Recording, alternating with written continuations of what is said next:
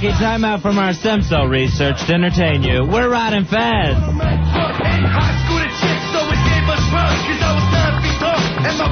Ron Bennington, Fez Whatley will be with you well into the night tonight, Fezzy. Yeah. And good news, nothing on TV. Oh, good. It's Wednesday. Wednesday, the worst night of TV ever. Leave your radio on 877-692-1027. Al has booked some people to come in tonight, Fez, from an S&M group. What are their names again, Al? They're Dom Sub Friends. Dom Sub Friends. That sounds like you're getting an Italian sandwich. Yeah. No, they're an S&M club.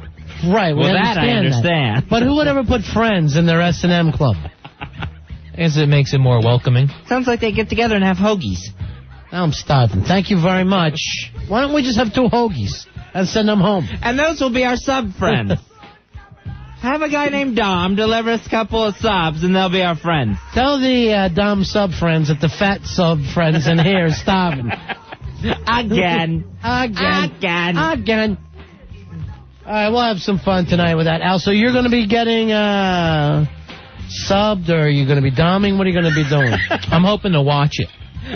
Right. Oh, like every night. Yeah. Way to shake it up, big man. Trust us, you'll be doing more than watching.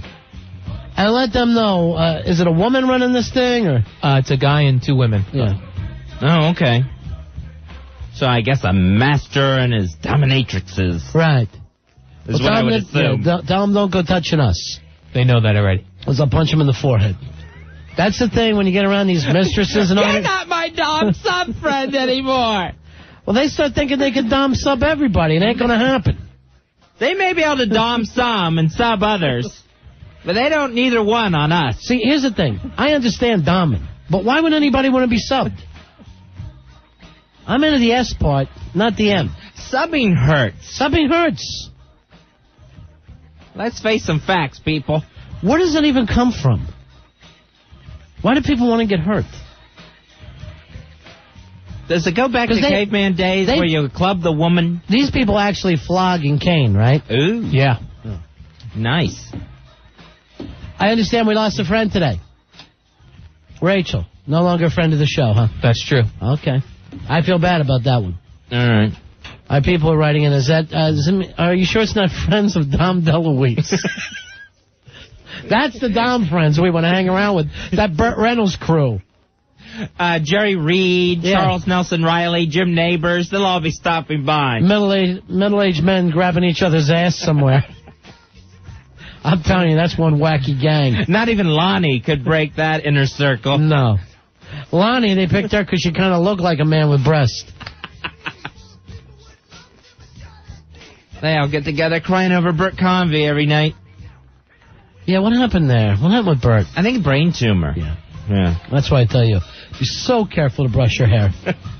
Brush every one of those knots out. I brush it twice a day. Just to keep it nice and clean. You couldn't put a rake through that big... It looks like an Irish bush from here. Oh, one of my retard neighbors, of which I have several. Yeah. I was leaving the house for the show, and got out of the shower, got dressed, get ready to leave for the show. Yeah. My retard neighbor. Your hair look nice and shiny tonight. Thank you. Right. Thank you, Patty. Don't give out her real name. And maybe if you could live in a different building, Fuzz, you wouldn't have that problem. She's the one who gets in the hello loop. She'll say hello to you 50 different times in one conversation. How you doing? How you doing? Good. Stop it. Hi. How you doing? All right. Dan from Hoboken says, are the Dom DeLuise friends the same as the Rob Reiner friends now that the two exactly look alike? Dan, don't try to get 2 different feedbacks read on 2 different shows in a half an hour. Right. Pace yourself, my friend. You're going to get winded. You're going to get a stitch. You'll be burning out by 9 o'clock when we really need you. Hey, Mike. Mike, you're on Ron and Fez. Hey, Mike. Yo. What can we do for you? Are you guys here? Yeah, we're here. All right. See if you can get Opie in it so it's a bit dominatrix cry. Yeah, he did make a dominatrix cry on our Joey Ramone. Yeah, the Joey Ramone look-alike. She wasn't really Joey Ramone. Remember that was so funny? Yeah, I remember. I was here. Yeah. Remember? So I was there, too. All right, thanks a lot, buddy. And you were there, and you were there. We were all there. I remember. You remember? I remember now. So, how many chicks are getting dommed? Or subbed. Are they getting dommed? If you get dommed, it seems like you would also be subbed at the same time. No, because if you get dommed, that means somebody doms you. They dominate you. If they sub you, it seems like they're making you sub. See, I don't even understand. I don't think you can sub somebody. How many? There'll be 2.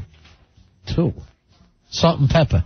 He's coming in, he's going to smack Salt and Pepper around. Oh, no. All right, and he's the only guy, and he smacks them around? Yes, he does. This seems like something we shouldn't be watching. I want to see one of them get their teeth pulled. Oh, that's a good one. Yank her front tooth out and see if she's into pain. They call it dental play. So I'm funny. into dental play. Is there some kind of weird thing where people are into getting hurt by the dentist? I've heard about that before, but I didn't know it was true. Didn't Bill Murray like that in Little Shop of Horrors? Oh, yeah, that's probably where I heard about it, from a Bill Murray movie. I'm telling you, don't take Bill Murray as fact. Freud said, oh, wait a minute, I'm thinking of Bill Murray movie. Hey, Chris, you're on Round of Fez. How you doing, buddy? Hey, Chris. Hello? Yeah, buddy. Yeah, Chris, All right, go ahead. I was dating a girl. There's no show in America is going to let you say the S word. I've had a few to drink today already. That don't make you a bad person. Fezzy, that don't make him a bad person. Yes, it does if he swears on the radio. I apologize. Oh, yeah, that part. Yeah, I don't mind. All right, then I've it's been drinking into that causes. kind of stuff before. Who's and this? the thing is, an ex-girlfriend of mine. Yeah. And she said that there's a lot of people, a lot of, like, executives that like to be submissive because they're very controlling all the time. Like, honestly, Al Dukes would be perfect sub. You think you like this, Al? I think, I mean, after all, his balls are in a formaldehyde jar anyway, so, you know. Bring me that jar. I have balls. All right, I have balls. All right. Now, Al, see, you got the personality to be into this. Yeah, but I'm not into it. I like just normal Guy sex. relationship stuff. You like guy sex. Normal 5-pump guy sex. 5-pump. Still can't get over that. For some reason, I feel like it's a shame on the show. If 2 girls come in here to get dom subbed, you give them each 2 pumps each. Who gets that last one? Who gets that 5th and final pump? Get the whole instant feedback thing fixed. All right, there we go. Now, Fezzy, some of the people saying there's one of these subs that's coming in. Is it Garrett from Subway? It is not Jared Fogle. It better not be. Fogel, why would you know his last name? I see the commercial a million times a day. I'm thinking of going on that diet. But just shaking it up with the meatball sub instead of the veggie one. And lots of chips. Because I don't need to lose as much weight as him. So I can shake up the Subway diet a little bit. Hey, Ray. Ray, you're on Ron of Fez. Hey, Ray. Hey, Fez, how's it going? Good. Hey, Fez, you ever do any dom and sub with your fiance? Oh, yeah, is she into that at all? We tear it up, man. Do you really? Yeah. It's so excited when you got moved to 7. I was hoping maybe now she could finally give you guys a call. Yeah, I think she can. Can't she, Fez? But I know she's not available this evening. She's away from the phone. But Fez, I think someone's giving her a shower. She's worked overnights. Now she's worked during the day. She's not available at night either. Let me tell you. I know. This long-distance relationship is rough, mister. If they're going to give her a shower, it's going to have to be with a fire hose. Rude and rude. I'm sorry. Your imaginary fiancé is not big. I wouldn't imagine someone fat. That's true. That's true. Hey, Dougie, you're on the Ron and Fez show. Hey, Dougie. What's up, pal? I bet I could guarantee I could stump you with this wrestling question. Go ahead. Oh, boy. Make it a normal one, though. This is very true, and I have proof. I know. I don't want dates or real names. Right. Who was Peter Maivia and Bob Backlund's opponents when Peter Maivia turned on Bob Backlund on TV? I can't believe that the Big Chief would ever do that. Yeah. You, sir, are insane. Who was it, Fezzy? Come on, buddy. And it shouldn't be in black and white. Yeah, can we have a date here? A cutoff date? 1977 or 79. 79? And the High Chief turned on Bob Backlund? Yeah, and they had a big feud. They actually had a cage match in the garden. It sounds like you're talking about snooker. Nope. It was Spiros Arion and Victor Rivera. Spiros Arion, the Golden Greek? And Victor Rivera when Victor Rivera turned bad. If you had given me a chance to answer. Right, he would have gotten that. Oh, yeah, okay. All right, thanks a lot, Dougie. Fezzy, you won that one. Thank you.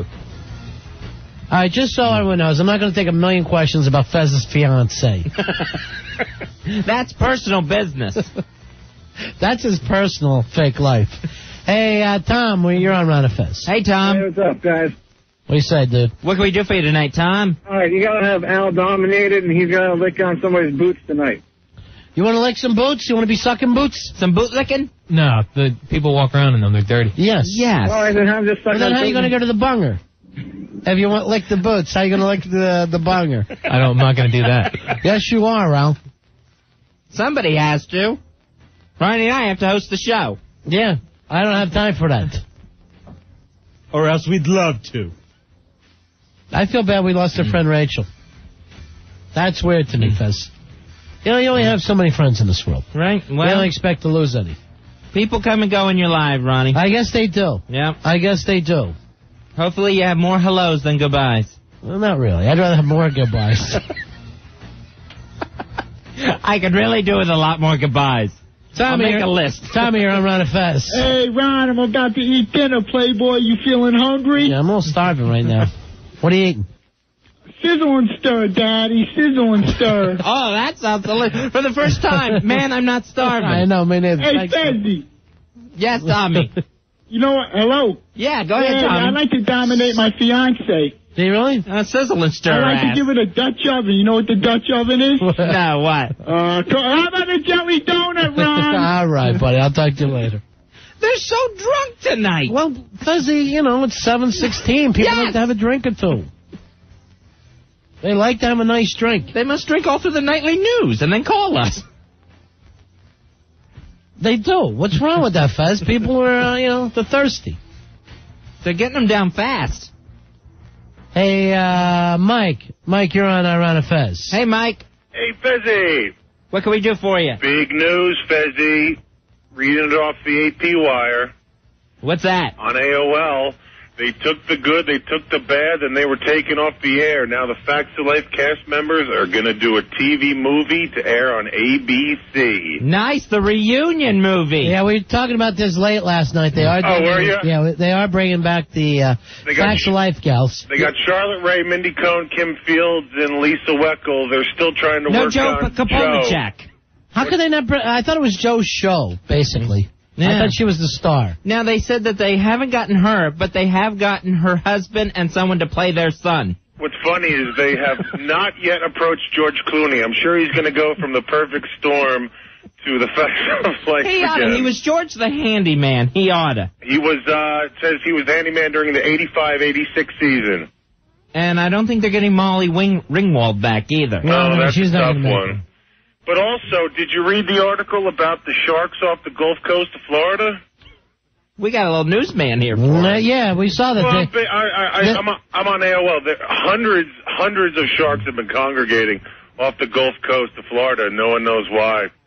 And the way they made it sound is like there's different species of sharks somehow teaming up, like Yes. an All breeds Aquaman. are getting together. It's bull sharks, tigers, and hammerheads, and they say these are usually solitary creatures. They don't go in packs, Yeah. and they're wondering why.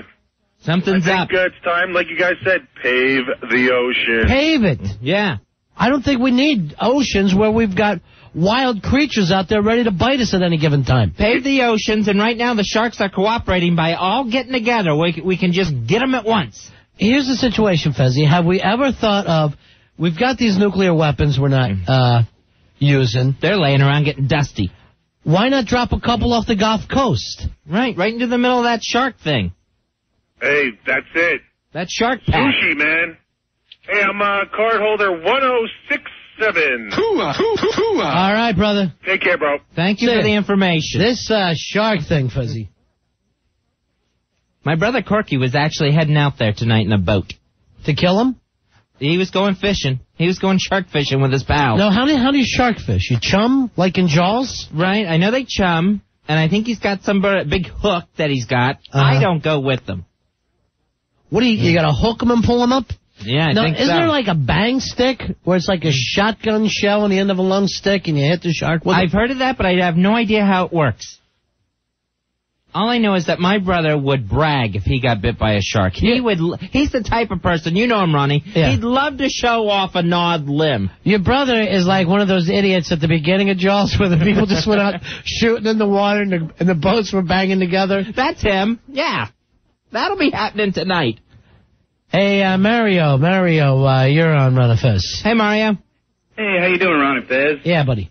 Hey, I was wondering if all them sharks were congregating because Fez's mom is out swimming. Any chance of that? Another red tide, Fezzy? Gross, rude, and rude. My mother is not in the water.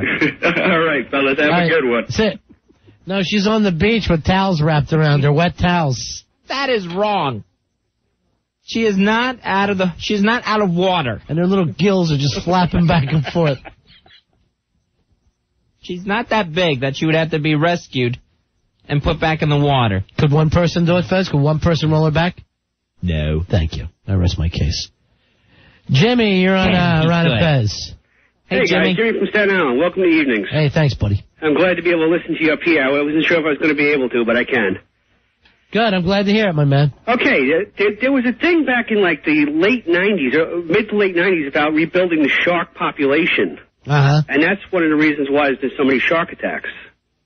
As a matter of fact, I even have an email here, just going through it real quick about it. It's something from the government. They were saying sharks at one time was an endangered species, and that's why it's been... you know what, maybe... But now we repopulated them too good. Yeah, I guess so. 325% according to this article. What was that Samuel L. Jackson movie where they were making smart sharks? Oh, yeah. Oh, it was like the Jaws 2000. Something with deep in it, I think. What was it? Deep Blue Sea? Deep Blue Sea, that's it. I was going to say Deep Impact, but that was when a shark got hit by an asteroid. Anyway, have a good night, guys. That's cool in the gang. All right, man. Thanks a lot. Take care, bye. You're such a funny man, Al. You're such a funny man. 877-692-1027. Hey, Bill. Bill, you're on Ron and Fez. Hello, Bill. Hey, how you guys doing? Yeah. What can we do for you? It kind of hit me. Why do you need to bring in some dominatrix or submissive people when you got Al right there? Just give Jeremy a call. I don't get it. Well, I mean, you know, who supposedly Al looks up to and who Al reports to. I think, you know, you get Jeremy in and some of them goose-stepping boots, you see a lot of licking. I don't understand. What's that mean? Wow. I'm only kidding you, brother. He thought he was going to mention the name Jeremy to us, Right, and we we would fall out. laugh and yell and stuff. Jeremy. Right now, Al is driving me crazy for stuff that's happening off air, just so you know, Al. I know your whole thing is not to help the show, but don't hurt it. How could that thing have went nowhere? Just explain that part to me. Something you were going to throw to me, then I asked you a question to fill me in on it, now it's gone? Yeah, once I got more details on it, I just decided to not go with it. I had promised that we would. Okay, we can still do it. Okay. Hey, Tim, you're on Ron and Fez. Hey, I just Tim. asked you to set me up, bro. That's all. Hey, guys, how's it going? Cool. What can we do for you, Tim? I know why the sharks are congregating off the coast. Why is that? The dolphins are, what do you call it? Yeah, that's it. Yeah. That's probably right. The Dolphins There you are go. what you call it. Thanks, man. Hey, Andrew, you're on Ron and Fez. Hey, Andrew. Hey, guys. Hey, I know why they're congregating. It's Shark Week on Discovery. It's a big promo. Oh, they're trying to get to the Oh, TV. yeah, that's a smart idea. My cousin's on. I've got to get up under the Don Cesar. Let's all get that. It's like MTV Spring Break to them. They think they got a chance to get on camera. Woo! I'll tell you, I hate a shark and I hate a dolphin. I hate anything in the ocean. There's everything in the ocean is slimy. If you could be dry and in the ocean, that would be nice for an animal. To me, literally, the ocean should be every bit as clean and clear as a pool. And chlorinated. Then we would live in the perfect world that God planned for us. There's just so much filth in an ocean, whether it's plant, animal, or whatever. I know. Why do we want sharks in there, fish in there? At the very least, they're dumping in the whole place. It's filthy. You know we're supposed to swim in it? Yeah, he's got hundreds and hundreds of sharks all together. That means hundreds and hundreds of shark poop. The ocean is the world's biggest shark toilet. I hate a shark. Oh! I hate a shark, an octopus. They talk about industries polluting. Sharks are the one crapping in the ocean. They're filthy. You know, blow them up. It's 2001. Clear the ocean. Chlorinate it. 2001 flushes on them. Pave the beaches so it looks like a huge pool. Then we'll live somewhere. Then we'll live in a planet we could all finally be proud of. That's nice. And the deep end, it's just way out there. Hey, Psycho Tim, you're on Ron and Fez. Psycho Tim. How's it going, brother? What's up? What's happening at the WOW Summit? Well, we all obviously decided to see more food, so we brought it back on stage, obviously, because you never get enough of that. All right, so you guys are still hanging there in Philly? Well, we stood down there. There's like, 150, 200 guys down here, just ripping it up, beers, the whole thing, the mayhem, as usual. What's going on? How many chicks you guys got? Well, we got a lot of Philly girls coming up now. We got some old women up here right now taking a top off, which is all right, I guess. Hey, how do the Philly girls look as opposed to the New York girls? Well, there's actually the hottest chick in the world works for this WYSP down here. She's unbelievable. What's her name? I don't know. That doesn't matter. Or I don't know. All right, I don't think that's her name. Could be. Psychopathy's up there now doing something. All right, there you go. A half an hour, Fezzy, after the O&A show goes off the air. The WOW Summit's still going insane. The mayhem continues. Oh, yeah, we're just going to get drunk and then ride our bikes back to New York. Gonna get. Obviously. It sounds like a madhouse. And considering that some place Long Island gave me a free holiday this weekend, All right, Tim, keep us updated, buddy. Hey, thanks a lot, guys. All right, have fun. This is Boston talking to all you New Yorkers. Psycho Tim broadcasting live from the WOW Summit in Philly. At YSP, they're right outside of YSP, right, Al? Yes, they are. All right, so you're not too far away from the Liberty Bell there. That's that whole little Freedom Square, whatever the hell they call it. So they're lucky they're all not in jail. The Philly cops are like... If the WOW Summit spills over. The Philly cops actually look like the Sopranos with hats on. If you put them in uniforms. Hey, Linda. Linda, you're on our Ron and Fez. Hi, Linda. Hi. Hey. Well, as far as I know, sharks really have nothing to do with S&M. No, honey, we're not talking about S&M. They put the S in it. I'm sorry? Yeah, you're taking two different things and you put them together. But thank you very much. All right. Thank you for trying. But we're going to take one of these girls today and throw a shark down her pants. Apparently she's into it, man. Little shark sandwich, as we used to say. Hey, Andrew, you're on Ron and Fez. Andrew. Hey, guys, I have to say that I've never called a radio show before, and I so much enjoy listening to you guys. I just had to call. Thank you. I love both you guys. You guys are just great. But I'm actually an expert in marine biology, believe it or not. I have my degree, my master's. Thank God you called, Andrew. How long would it take us to rid the oceans of the menace of the wildlife that's in there? Well, can I actually explain why? Hold on a second. I'm actually in a bad intersection. I'm driving. Anyway, he's on a jet ski, Fuzz. He's called us from a jet ski. He's scared. No, sorry, Godspeed. We dive to feed sharks on the coast of the Bahamas and Florida. And what happens is divers get together and get sharks to bite someone in a suit. And while people photograph them and just experience that whole situation. Yeah, I've seen that on TV. And it teaches the sharks that to bite a person, you're rewarded with fish.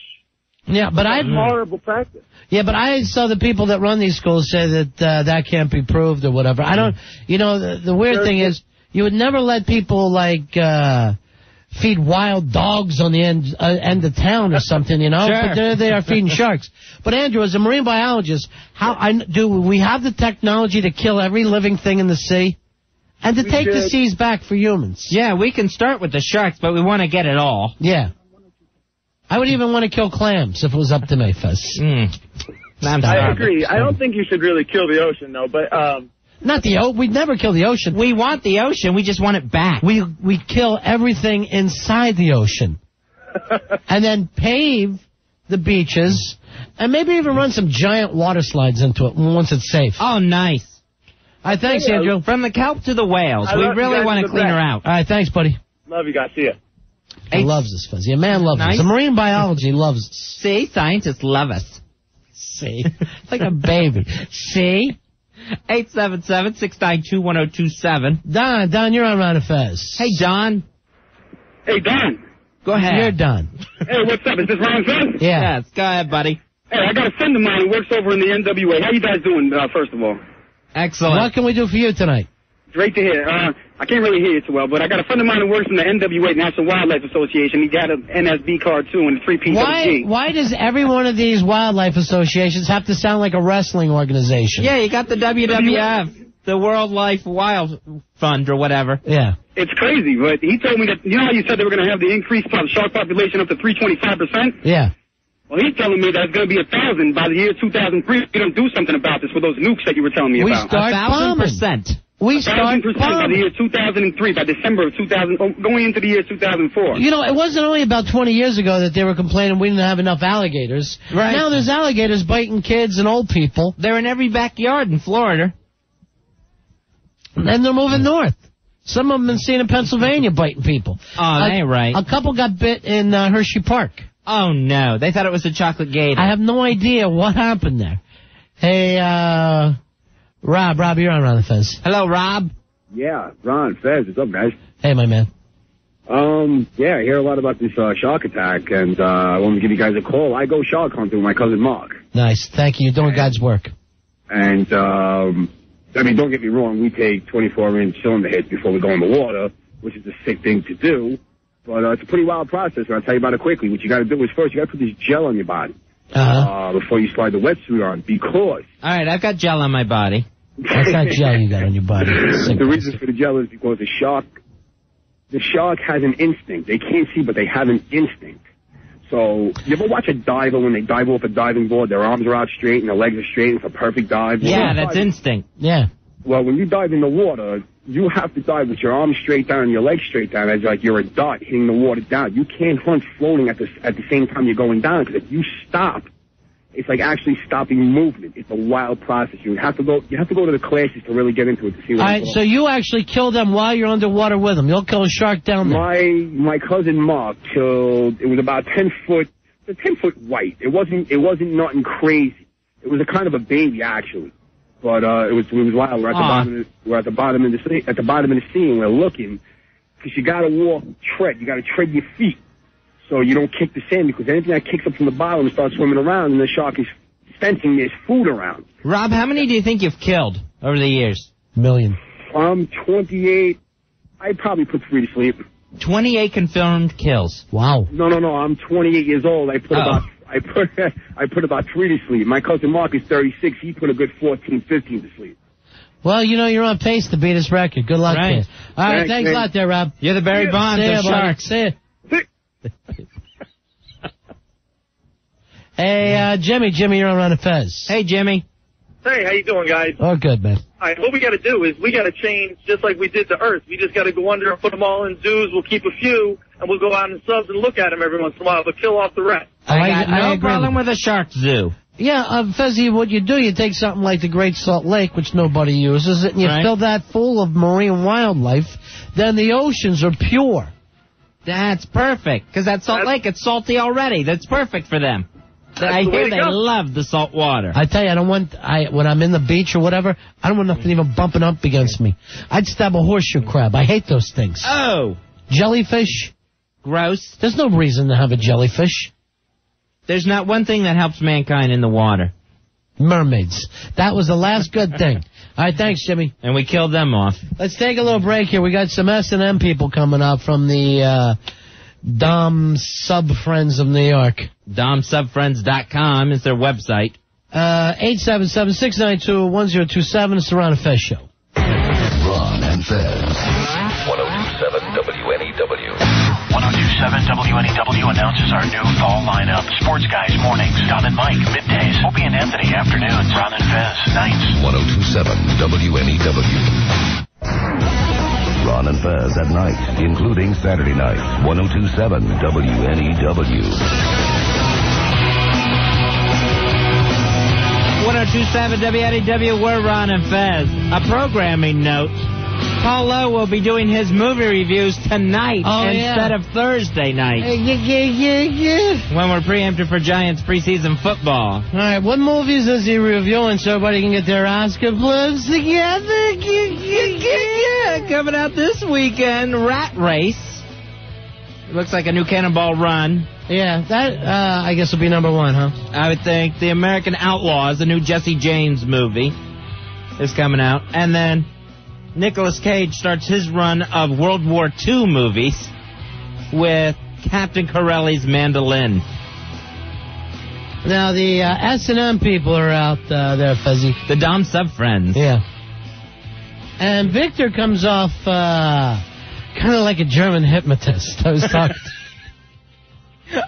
Remember the one and only with Henry Winkler? Yeah. He's using his powers.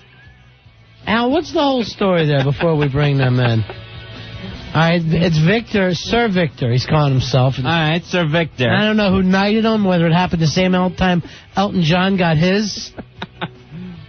Yeah, Sir Victor's coming in with Emily and Dee, are the girls. Okay. What is this whole background? Is it like a German thing?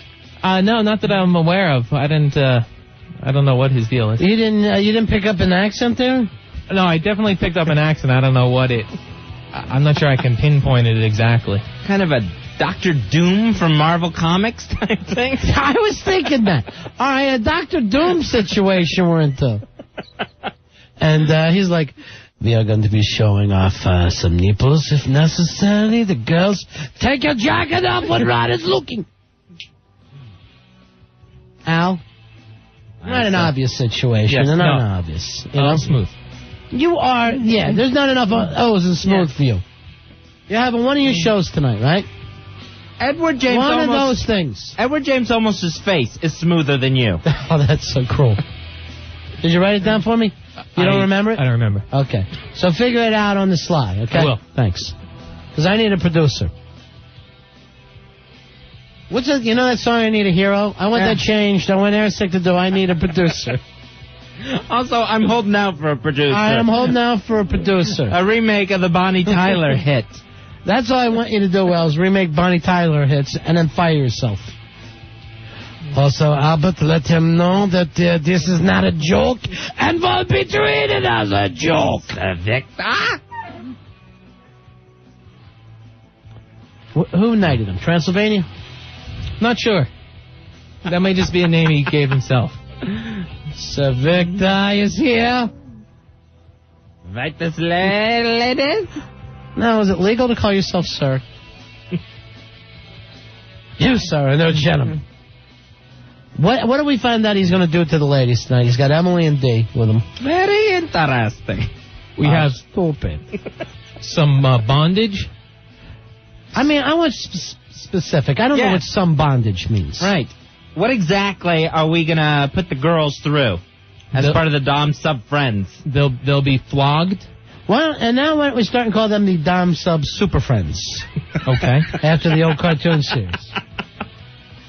Look, Sir Victor speaking in the door. I hear what's being said. Now, what is the flogging involved? Is that the whip with all kinds of... When the whip comes down, yeah. It's like a cat of nine tails? Right, that's what I'm thinking of. Yeah, so I'll have to have a big wooden hand also. I will go talk to him, figure out how it's done. Pantera... A big wooden hand? Is Pantera going to be dominated? No. He should be. He's hanging out. All right. Find out everything that's going on, what they're going to be doing, and, produce a little bit. Okay. Because during the... I know he's readjusted the microphone. Right. 8 different times in here, so that must be producing. He was doing a rest and fressum thing. He's driving me nuts. For some reason, when he's supposed to be doing other stuff, have you seen him? He's just carrying around this big thing of cable, of microphone cords. Right. And he keeps, roping it up and turning it out and just playing with that. Like, that's work. People are already sending in their Oscar blurbs, but I can't take them this early, Fuzzy. Not yet, people. Wait for Paulo. And please, be polite and let him get his reviews out. That's one of the things he bitched about. Obviously I'm not getting enough reviews. The people want to hear about the movies, and I never get my reviews out. It's awful. I would love to review the film, but apparently I won't be given time. There seems to be a problem. People making fun of my accent. What is going on in there? The government sent me here. And the experiments will begin. I simply wanted to destroy a woman on the air tonight. Is that too much to ask? It was these sort of flogging incidents that had me laughed out of the institute. I will not be mocked. Never. I shall have my revenge. The revenge is like that. Here on the instant feedback, I'm a submissive woman that's going through a withdrawal because I have not been spanked in a while. So get me on with the doms and subs. I'd appreciate it. What gets into these women they have to be spanked? It seems like it hasn't been spanked in a while. It seems like a woman could get spanked anytime she wanted to. You could just go up to any guy on the street and say, here, smack this ass, and they'll do it. Sure, that's true, too. That doesn't seem like it's a problem for that. It didn't seem like there should be a shortage of people wanting to spank women. That's true. That's like saying, I don't have anybody to smoke pot with me. Right. You know, you're going to find someone. If you have the pot, you'll find someone. Now, the Hawk noticed one of the girls out in the green room. And he said he was already checking her out on the street. Didn't know that was a guest. Was that right? Passed her out on the street coming to work today. I was already checking her out. Which one were you attracted to, Hawk? Then was very excited to find out, she's coming in. She's the redhead. She has the long lace-up boots. They're like straps that go all the way to her knees. Oh, yeah, because you're a big redhead fan, right? Yep. Which one's that, Emily or D? Maybe they'll let you, Hawk, you've been doing such a great job. Maybe we'll let you do a little of the dom work here tonight. All right. You can dom or sub. Your choice. Hawk's choice tonight. I'll be a dom. Oh, okay. What are you shaking your head about, Al? Nothing. I didn't mean to. You're shaking off some loose hairs, Ronnie. You come into the room and you're shaking your head no, like we got a problem. And now look, there's another patch of hair on the floor. Would you quit shaking that head, Roger Maris? You're Patch Adams. No problems. Patch Albert. Play Patches as your theme song. I'm depending on you, son. The old Clarence Carter hit. Then one day the rains came and washed Al's hair away. Al, are you writing something to me? Yeah, give it to me now since I'm doing a show. All right, answer that one question because I was going to put that up. Remember the one I wrote to you? Rogaine was that the strictest rule. Remember? You didn't get the answer to that, did you? Not yet. That's the one I wrote to you. Right. That's already minutes late because I wanted to go to that now. Okay, he says, and then walks. All right, so we're going to have... If I didn't point and laugh at him, I'd go insane. I'd be Captain Insano. He went to school for 6 years, and why, Fuzzy? Oh, I have no idea. I could waste his family's money, I would suppose. Hey, by the way, here's another program note, as we like to add from time to time. Yes? We're not on the air tomorrow. Right. Preempted for Giants preseason football.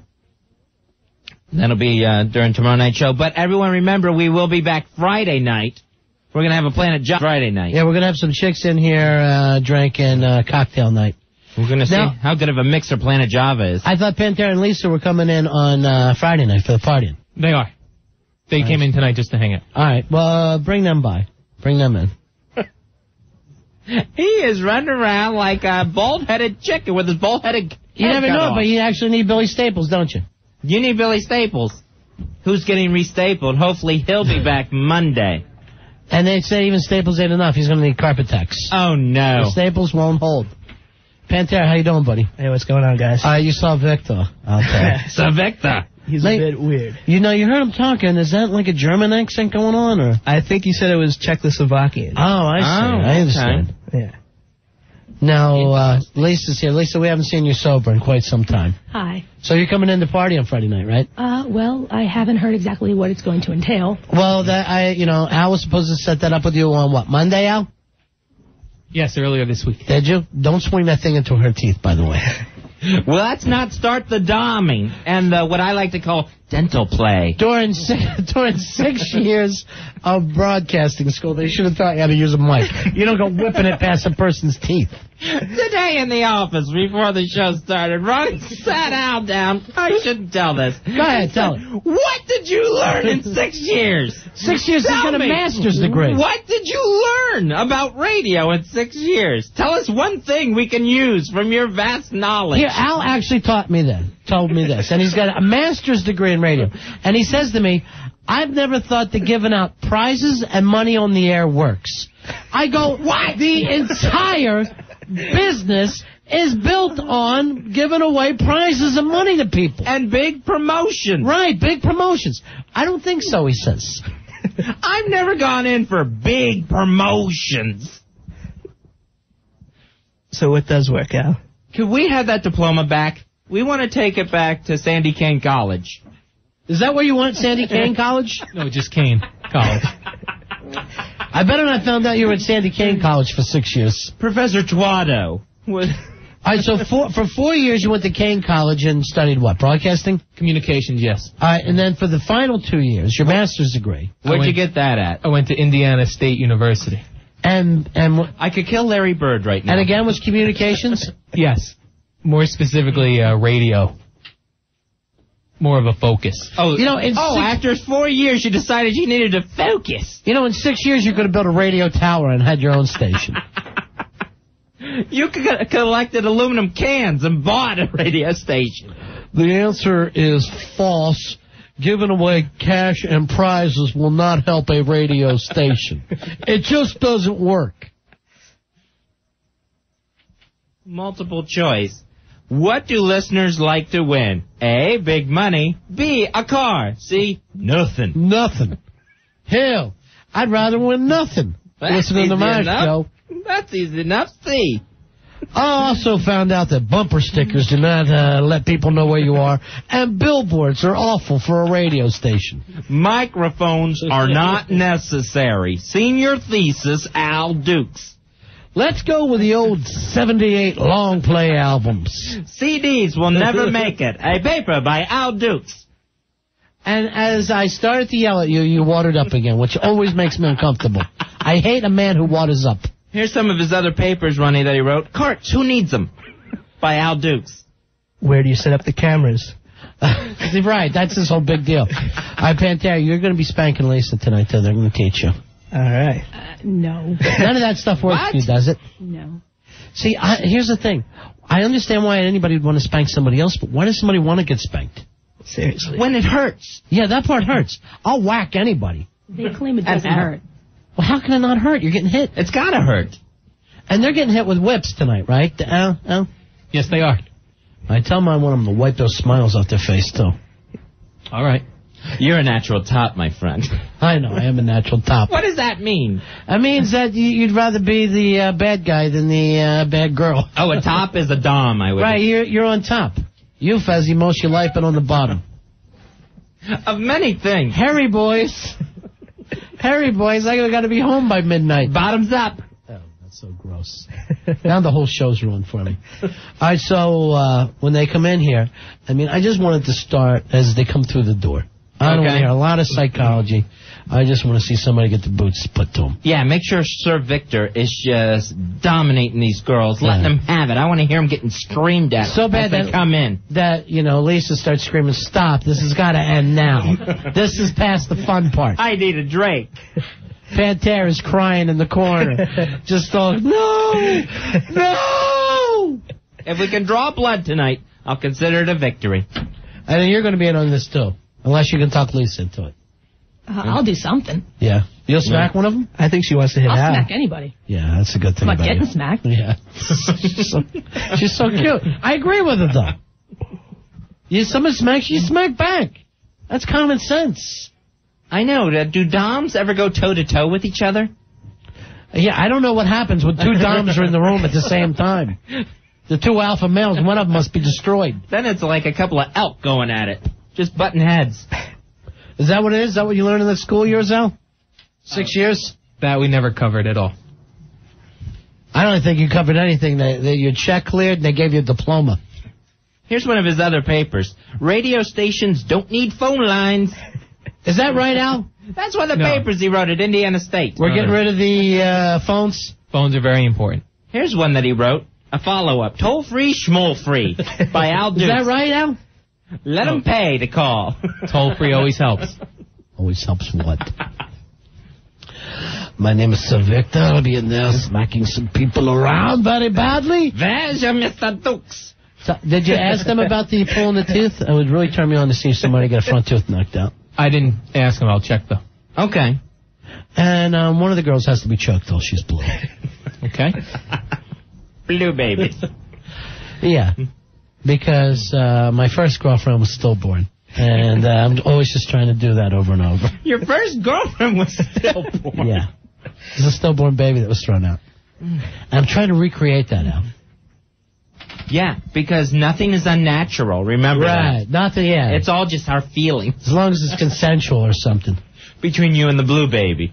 I hope I don't get carried away and start smacking Lisa. That would be embarrassing.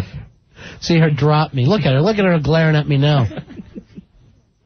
Pantera's got a... You fear her, don't you, Pantera? I felt the wrath a couple times. Oh, yeah? Did she lay into you? The wrath of Lisa. What'd she do? She scream her and cuss her?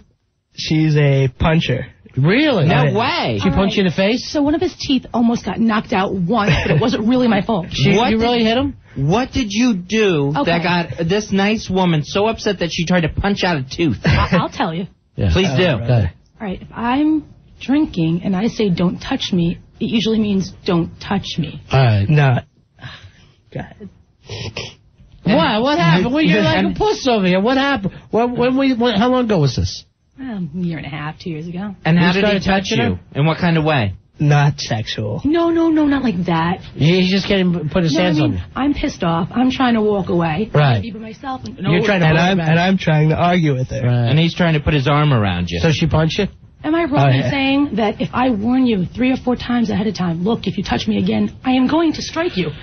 Is that wrong if I actually do? To me, if he takes it, he takes it. That's him. He's the sub. No. Where'd she punch you? In the teeth? You are. You're Subterra. Right in the face. Knock you down? No, it didn't knock me down. Stagger you? Knock you on your ass? Did you cry? No, I didn't cry. Mom, I'm coming home. I'm coming home right now.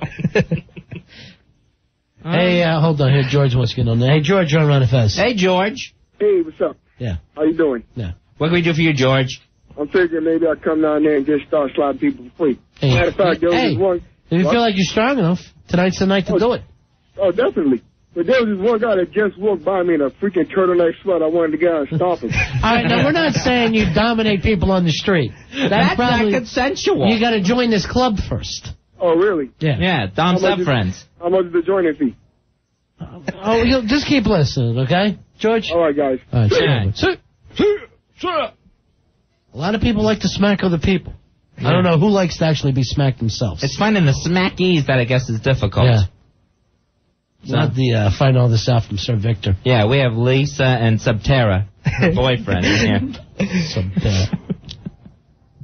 Did you ever see him cry? You ever see Pantera cry? Oh, I don't want to get into this. Come on. What's he crying? Oh, that means yes. Films? No. What makes him cry? Someone say something mean on the message board? Not usually me. Did you? Yeah, you seem to me like you got a mean streak in you, Lisa. A little bit. And I saw you when you were drinking last time, too. She played the original Beer Factor with us. Yeah, and you were ready to lay that girl out a couple times when she was hanging on Pantera. She was too easy. Yeah, you were gonna drop her on her ass. No, she was nice. Just a very easy target. Yeah.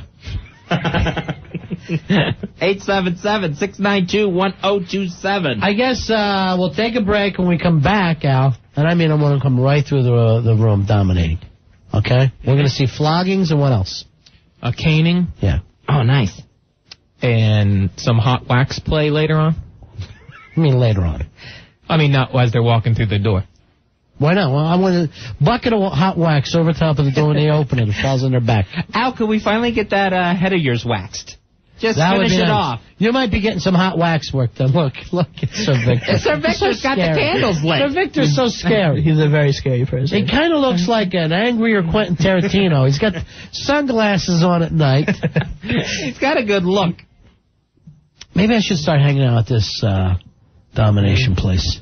Be a Dom sub-friend? Yeah, be a Dom sub-friend. Meet people for a change, Fuzzy. Get outside our little circle of friends. You got me. Who else do you need?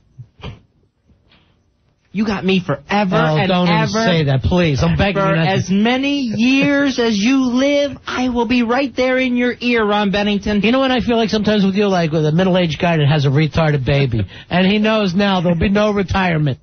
No matter what happens, he's working 2 jobs into his 70s. Those parents always say that, and I'm sure they absolutely mean it from the bottom of their heart. But every interview with like someone who has a retarded kid, they go, "We are so lucky. We will have him all our lives." Oh, God. Every one of them says that in an interview.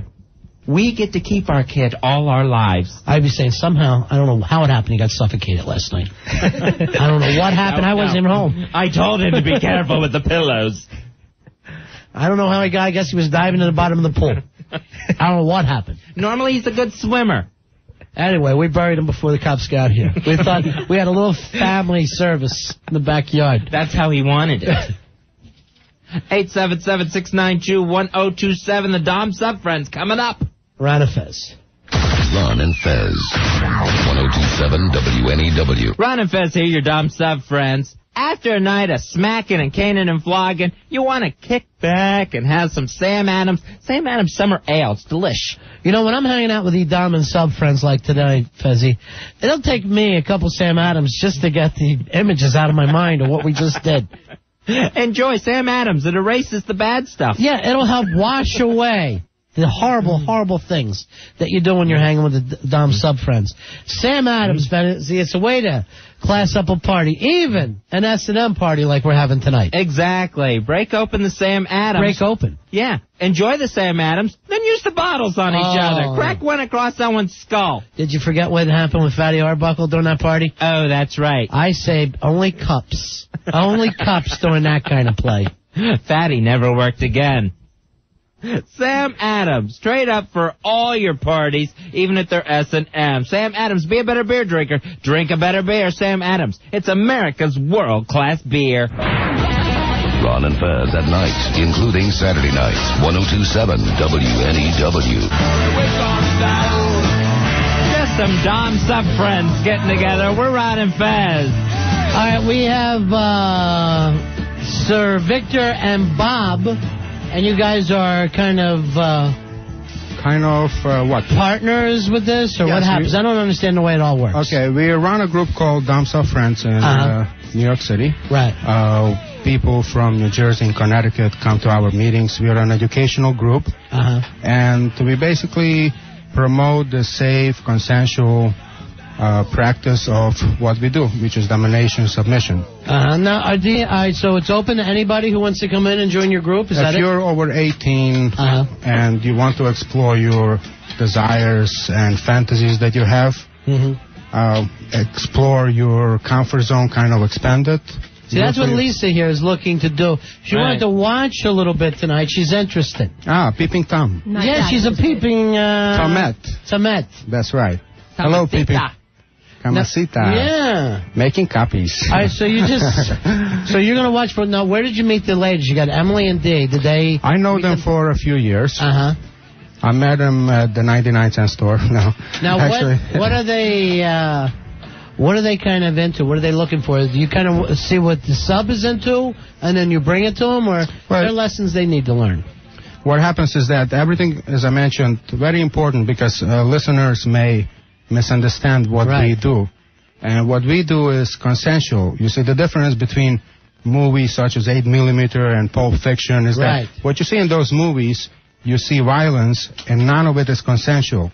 What we do, as I said, we explore in this community called domination, submission, some people call it S&M, but what we do is explore your utmost fantasies. Because every human being has some kind of fantasies, and all of us are either doctors, lawyers, taxi drivers, construction workers, disc jockeys, and Yes. all of us have fantasies. So now Earl has fantasies. Earl just actually, because he came in to work on the CDs. Oh, of course. During the show. That's important. Earl, you might be doing some of the stuff tonight too. No, I'm not.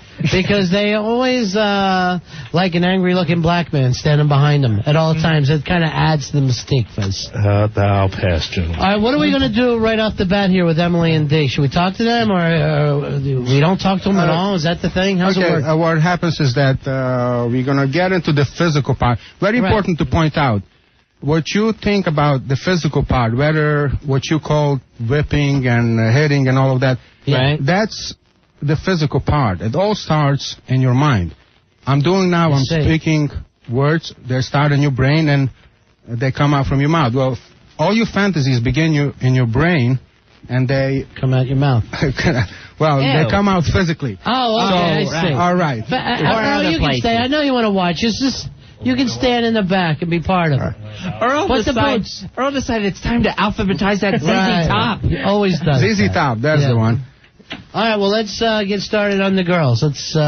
Okay, now, the first thing we do is one of them is undressed. Actually, it's Emily. Emily is undressed already. Hi, He's ready for action. Hi, Emily. That's right. Now, the first part we're going to do is we're going to warm her up, and the way we warm her up is by touching her skin. And we have something known as the vampire glove. The vampire glove. Bob, can you explain what the vampire glove is? A vampire glove is a glove with spikes in it that produces a sharp sensation, like a back scratcher or scratching, and brings blood to the surface. It starts the skin, so it prepares the skin, not blood through the surface, but to the surface. So to it's the a stimulation device. Because I was going to say back scratching sounds nice. Here, let me. Well, you know. This is what we're doing now is some of the physical things that people watch that we do. Okay. It'd be like if you guys went to sailing and you went to a knot tying class. Right. You'd learn some of the techniques, but what's behind it is why you go sailing, why you enjoy being out on the water. Okay. This is a fantasy fulfillment. This is power exchange. This is consensual, and it's usually a loving situation between a couple. And communication is one of the strongest aspects of what we do that helps couples talk about their needs and what their desires and what their boundaries are. Everything here is fantasy fulfillment and is consensual, and it has to be negotiated and spoken about. All right, so now she's getting the vampire glove rubbed all over. And that's, Fezzy, we're just easing into it now. Okay. Right. Now, That's getting the skin tender. Yeah. Okay, now, if you could picture a vampire glove would be a simple... Let's say you have a toothpick, and you rub it against somebody's spine slowly up and down, and you cause those sensations. Well, imagine having 100 toothpicks going down, up and down your spine slowly. Imagine it, Fezzy. Shut your eyes and imagine Sounds good so far. You're sweating like a big hors d'oeuvre. Sorry, you're sweating like a popsicle in a steam room. Look at you. Well, she's getting right now. It's a little joke. But it is easy. That's right. It eases the tension. These things that come from his mind out of his mouth. That's right.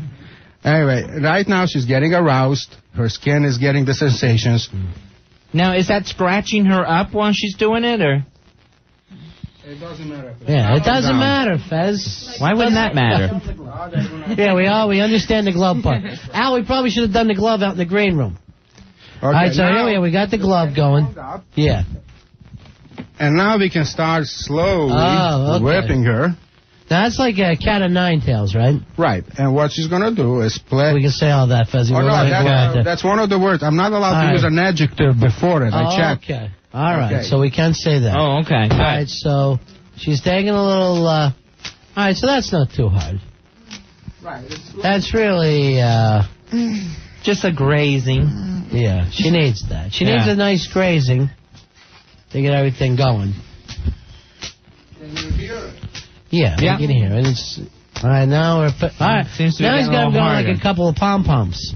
Oh, he's got two floggers going at once. She likes it.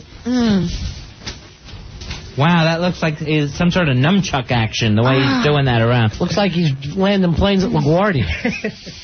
All right, here we go. It's fantastic. Last end of the mic. Al keeps turning away. He's afraid his face is too close. I'll get your face in there and see if you can't take a smack. Please. He said he's like that marathon man, it's a save.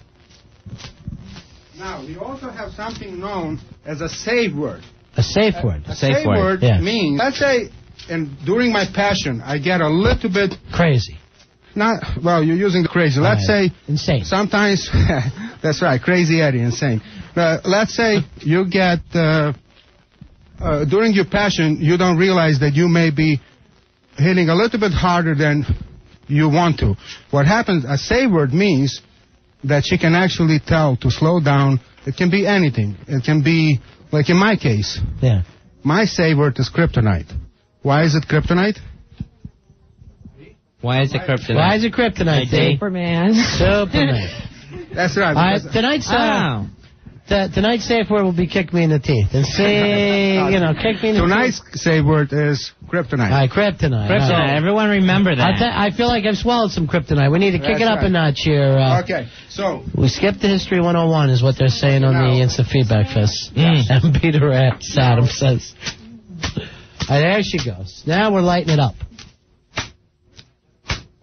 All right, so she's taking nice rhythm. Nice rhythm. But it doesn't look too painful. It really doesn't. All right, this is what's happening right now. Yeah, that's. So you got to build it up a little bit. Right, as the rip is hitting the behind slowly. Yeah. The brain is sending messages to the skin. Again with the brain and the. That's right. Yeah. Everything starts with the brain. And she's liking this at this point. Right, now the brain sends out messages. Right, I understand. Saying is, help me. Help me, you're right. Like she's Why? Screaming, help me. And what's happening is the endorphins are building up, and she gets into the drowsy state known as substates. This is literally, Fezzy, like watching a 1950s smoker. Like the firemen used to show this stuff on the wall of the firehouse. Ow! All right, now. She's ready. She almost said kryptonite, didn't you? No. No, he said. Will she get punished? No kryptonite for you. No kryptonite for you. Is it hurting a little bit, Em? It's a good kind of a hurt. Yeah. All right, I understand. Just enough to get the blood rushing. I see. All right. Ooh. All right.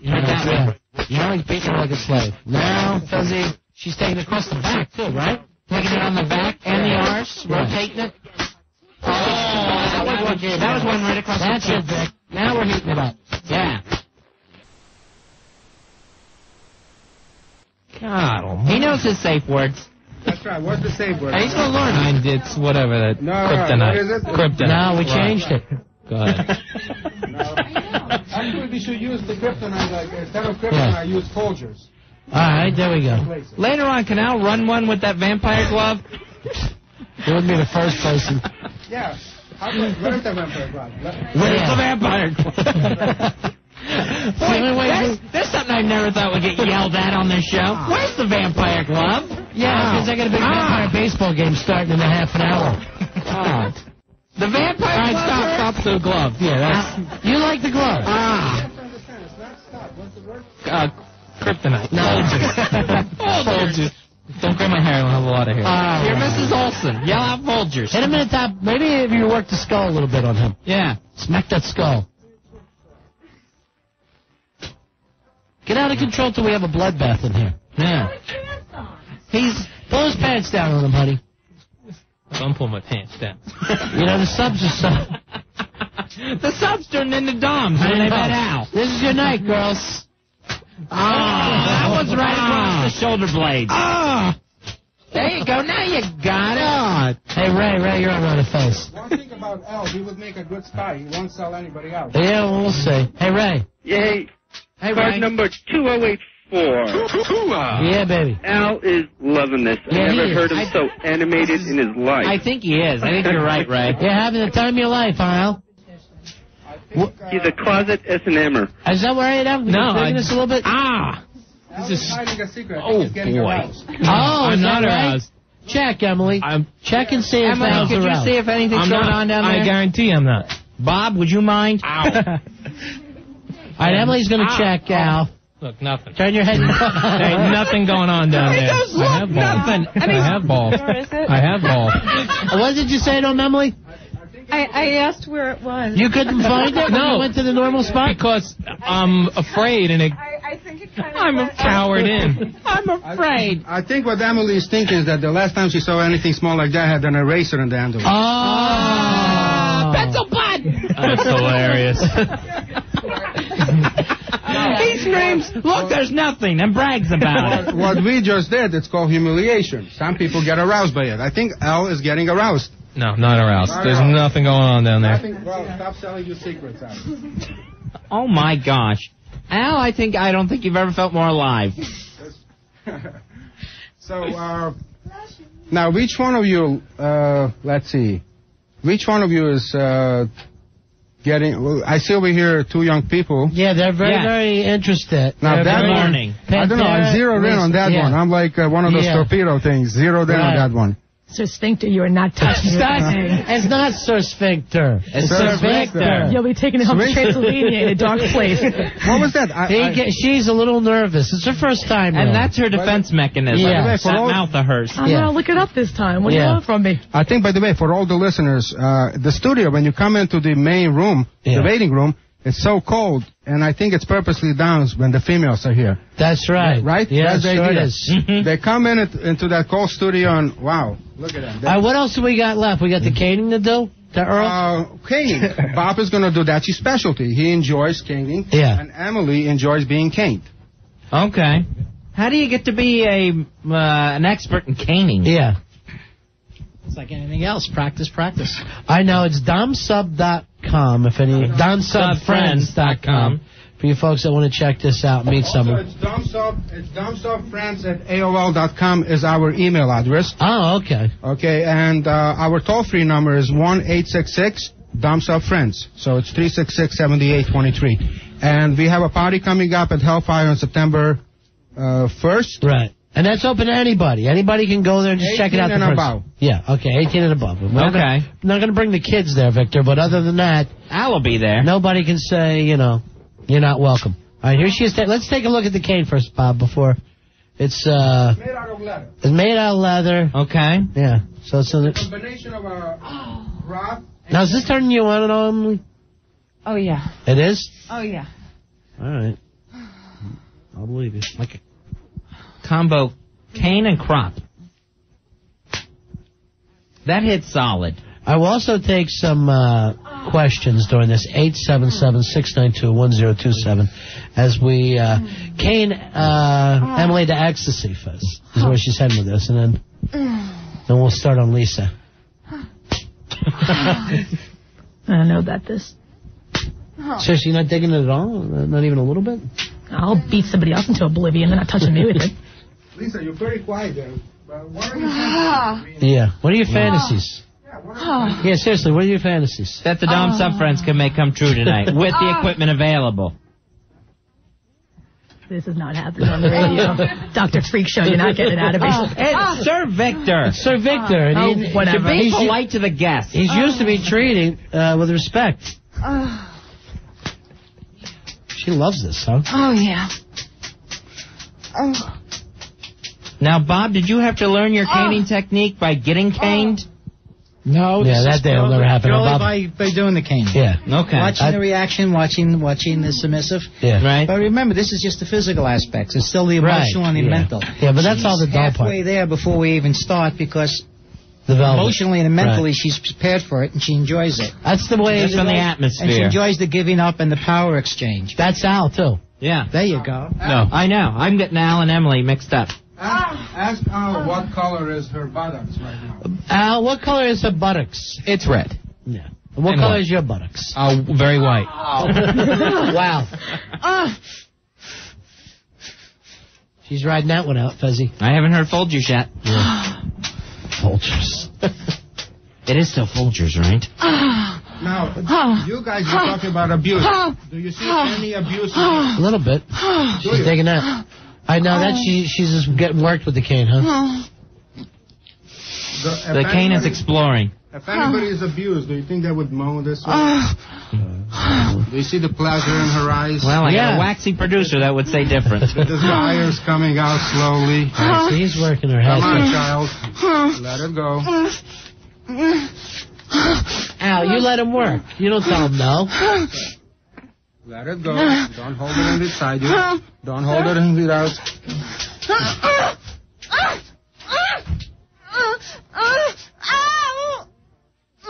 There it goes.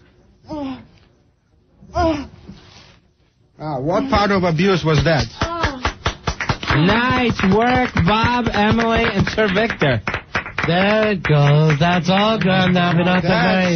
Now, what's happening One now? more push, and we'll have the placenta. She is going down slowly, and she's going into slow, relaxed state. Right. What you just saw is consensual and loving, and that's what the scene is all about. Now, why don't you say to her about the papers? I demand to know. Pardon me? Tell me where the papers are. The papers. Al, why were you trying to stop Victor doing that? I wasn't trying to stop Victor. I thought I wanted to hear the girl moaning. I didn't realize at the time. What Victor says, that's all part of it, right? It was Victor? all part of the process. It's part, the brain takes these words in and they convert it into images inside, and it's kind of erotic for her to hear these voices. Now, there's almost a catatonic cuddling state at this point, cradling. And Bob will explain what's going on. Well, that's what this is all about. It's about feelings. It's about emotions. It's about caring for each other. It's about showing that. It's about letting go. It's about the responsibility of a dom to stay within the boundaries of the submissive, make it so that she enjoys it or he enjoys it. And this is lovemaking. This is a form of lovemaking. It's heightened sensation. What we do physically is just the heightened, the emotional, and the physical aspects and the fantasy aspects of it. All right, we're going to take some calls for you. 877-692-1027. It's the folks from domsubfriends.com. You can check them out on the web. Here's Carol. Carol, you're on Ron and Fez. Hey, Carol. Yeah, hi. Card number 4965. Yeah. I would like to know if these men think that it's an extension of their member. Is this why they have to beat women? Oh, the flog and the cane? Yes. All right, how do you handle that? There are plenty of submissive men. It's not a gender thing, and it's not an extension of anyone's member. What it is a power exchange, and what it is taking care of and giving in to someone and letting go. Is it because of their inadequacies? I don't know. Do they feel inadequate? Well, have you made love? Have you ever asked your partner to be harder, deeper, faster, to scratch you, to bite you? It's all about passion. It's all about heightened sensation. And it's all about trust. It's trusting the person you're with. And is this with other people or just monogamous? In many cases, it's with it's just one couple, one-on-one. In many cases, it's the parallel to the rest of the world. There are cases where people have more than one playmate, just as in the real world, in the vanilla world they do. But this is basically the relationship aspect of it is the strongest bond you can get, and it's the strongest communication between adults. So you could say it's just more fun cheating. Anything about cheating. Cheating is when your partner doesn't know what you're doing and you're doing something that's against your agreement. And one thing about what we do, the lifestyle, is that we keep our agreements, we keep our boundaries, and we pride ourselves on it. And it's really a question of trust, and it's a question of staying within that trust and honoring it. Honor is a very important thing in any relationship. Yeah, no one mentioned infidelity, Carol. All right, thanks a lot, Carol. Bye, honey. Bye-bye. Hey, Kevin. Kevin, you're on Ron and Fez. Hey, Kevin. Hey, what's going on, guys? Yeah, what can we do for you? Well, first of all, I wanted to make sure that these guys reminded anybody that's listening not to use beeswax candles Why doing that? the waxing. Gets way too hot and can cause second and third degree burns. Al's lost a lot of belly hair tonight. It can be very bad. And second of all, just for the previous caller, it's purely consensual and has nothing to do with cheating. So you're into this too, Kevin, huh? Yes, I am. I'm a 24/7 relationship. Are you a dom or a sub? I'm a switch. Switch means that he doms or he subs. Oh, okay. I didn't know where that one is. Switch. Yeah. That's oh, okay. See, a switch, I thought it was like in the South where they go for a switch. He is right about the beeswax. Beeswax will bring as Victor did mention, there are many different types of candles made of different things. The candles that burn at the lowest temperature are the ones you should use, because obviously you don't want to burn anyone. No one wants to be burned. You know what I want to use on you want the hot sensation but they don't want to hurt their skin. Oh, now I want to use napalm. I want to just throw some napalm. Would that burn? Just mentioning about the candles is that the best candles to use are the ones that you buy in the supermarkets, like those Sabbat candles. Yeah. Paraffin. And what happens is that as long as you're 6 inches or above the value. 6 inches above? That's about it. Yeah. I make my own soaps and candles out of human fat. By the way, how's your mom doing? Candily? She's good. Candida. Hey, Anthony, you're on Ron and Fez. Card number 2558. Hey, Anthony. Is that guy with the accent still over there? Yeah, Sir Victor. That's right, the accent. Sir Victor, can you say this for me? Repeat after me. Hey, fuck, why'd you put your fingers in the peanut butter? All right. All right. Some people continue talking after the brain stopped working. Go on. It's not Pedro from the real world San Francisco. But, Victor, this stock line's Fezzy. I'm very proud of him. You got, It's like... all right, let me say, Barry. Barry, you're on Ron and Fez. How you doing, buddy? Hey, Barry. Hi, how you doing, guys? It's nice to hear somebody on the radio giving out good information, for once about domination and submission rather than negative spin. And for people that are calling in, like the fellow with the beeswax, for those people that want to learn and be educated, that's why the Dom Sub Friends have meetings every Friday night. All right, so you're one of the guys, Barry? Actually, Barry is a friend, and he runs his own group called Diaz Desires in New York City. All right, and what happens? Anything happen differently with your group, Barry? No. Okay, same kind of stuff? Right, yeah. Yeah. Right. And do you guys get enough women to come to this? Is it our ratio, actually, what happened is that when we started a group, we knew that it's human nature when you deal with something like this, you got to deal with females first. So we kind of targeted the group towards the females because we knew if we build it, the men will come. No pun intended. So right now our ratio is 50-50. Is that anybody who has been to our meeting has seen... Like the U.S. Senate. That's right. Here, Congress and Senate, right here. But the ratio is 50-50, and it's fun. Yeah. Imagine having a place where you can go and practice this without being judged. Right, like Cheers was for that whole crowd. Right. Where everybody knows your name.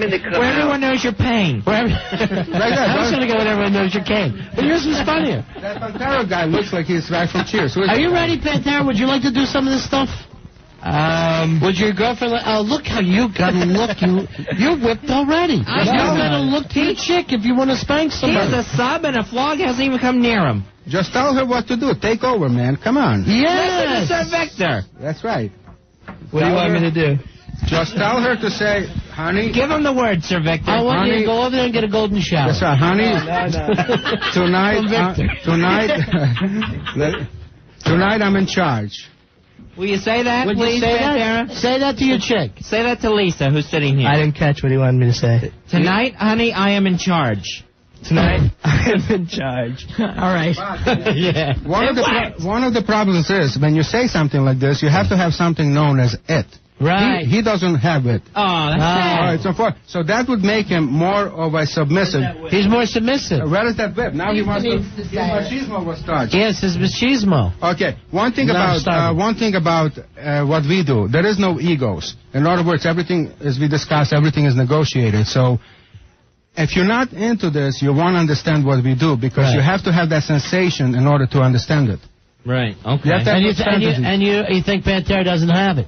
But no, everybody has fantasies. Every human being alive has fantasies. Right. It's like a different type of food.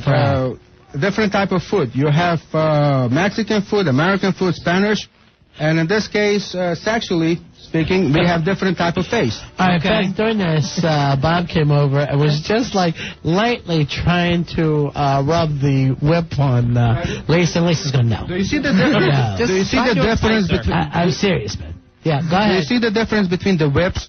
The other whip was leather. This one is made out of nylon, and it's more sensual. Right. That's what Pantera needs. Look how he looks to his chick. Yeah. He's getting it. He looked for permission to even hold it. He looks like, look, he's holding this whip like he's Wade Boggs or something. Look, a batting stance. All right, yeah, there you go. Wade Boggs. Yeah. All right, let's say you do it, Pantera.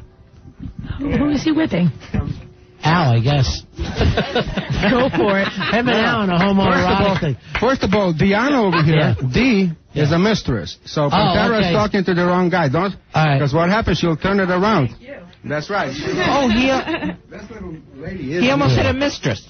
That's right. What are you, insane? Not I know dominants are men and submissives are women. Right. A dominant over there. Do you think she is? A natural dom. Lisa's a natural dom. I try to hide it. Not well, honey. You can tell it by the shoulders. And you look at a person. What you do tonight or tomorrow, if you walk in the street, take a look how people's shoulders are. Right. Usually the dominant people are going to walk posture-wise. They're going to be like straight, and submissive are going to have like droopy shoulders. Unless, of course, you have physical deficiency. Huh? No, droopy, kind of. You think that she could be trained? She could be trained? Lisa could be trained to be a good dom? Ladies, you think that she could be trained to be a good dom there? It has to be a mindset. It's all a mindset. You have to have those fantasies. If you do not have those fantasies, what happens is you cannot understand the loving part of this. For those people, this is more like abuse. We'll take some more questions. Hey, Steve. Steve, you're on Run of Fez. Hey, Steve. Hey, guys, what's doing? Not a man. Me and my wife, we're an attractive couple, and I wanted to know, are we welcome to come to join this club too, or is it, just for these people over here? Good question.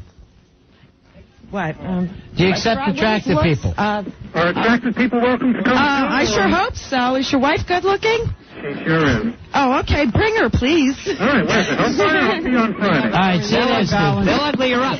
We have a very balanced group of many, many attractive people. Is that right? Yes.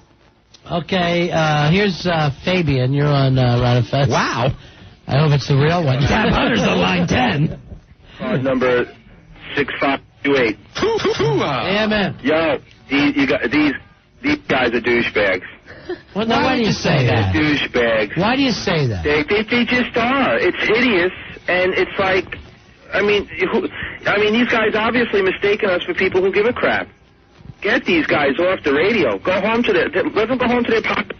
I know you guys. I guess from time to time you get people that just don't understand you, right? Well, obviously there are people who don't understand and form their opinions. I don't think every group you have, whether it's a Christian group, a Jewish group, or any group, they're going to have people call up and saying, get rid of these people. Right. Especially, this shows a closed mind. It shows a lack of intelligence and a lack of knowledge. We should have Christian and Jewish groups on and let the Dom subs call.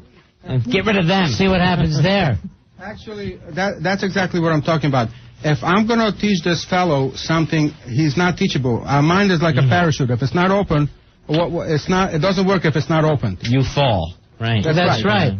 And a mind is like a parachute unless you try to jump out of a plane just using your mind, Fizzy. Right, yeah. We should point that out. Yeah, always use your parachute, What is that movie? Tiger Crouching? What was that movie? Tiger Crouching, yes. Tiger Crouching, Dragon Hidden. Those movies, you don't need no parachute. You ever watch those Chinese karate flicks? Yeah. Okay. All right, thanks a lot. It's domsubfriends.com. Thanks for coming in. Thanks for burning Al and hitting them and stuff. We enjoyed that the most. We love that anytime. All right, thanks a lot, guys. Domsubfriends.com. Check them out, folks. Sir Victor, Bob, Emily, and Dee, thank you very, very much for coming by. 877-692-1027. Or Ron and Fez. Ron and Fez. 1027 WNEW. 1027 WNEW. Drive home with O&A. Yeah, we didn't expect it to be this big. Oh, by the time they get to Philly, this is going to be ridiculous. Guys, girls with the biggest boobs just hanging out. This is friggin' awesome. You guys are gone. Yeah. It's our little present to you guys. One city at a time. We give gifts. See? We got plans for every city. Wait till DC BJ. Just wait.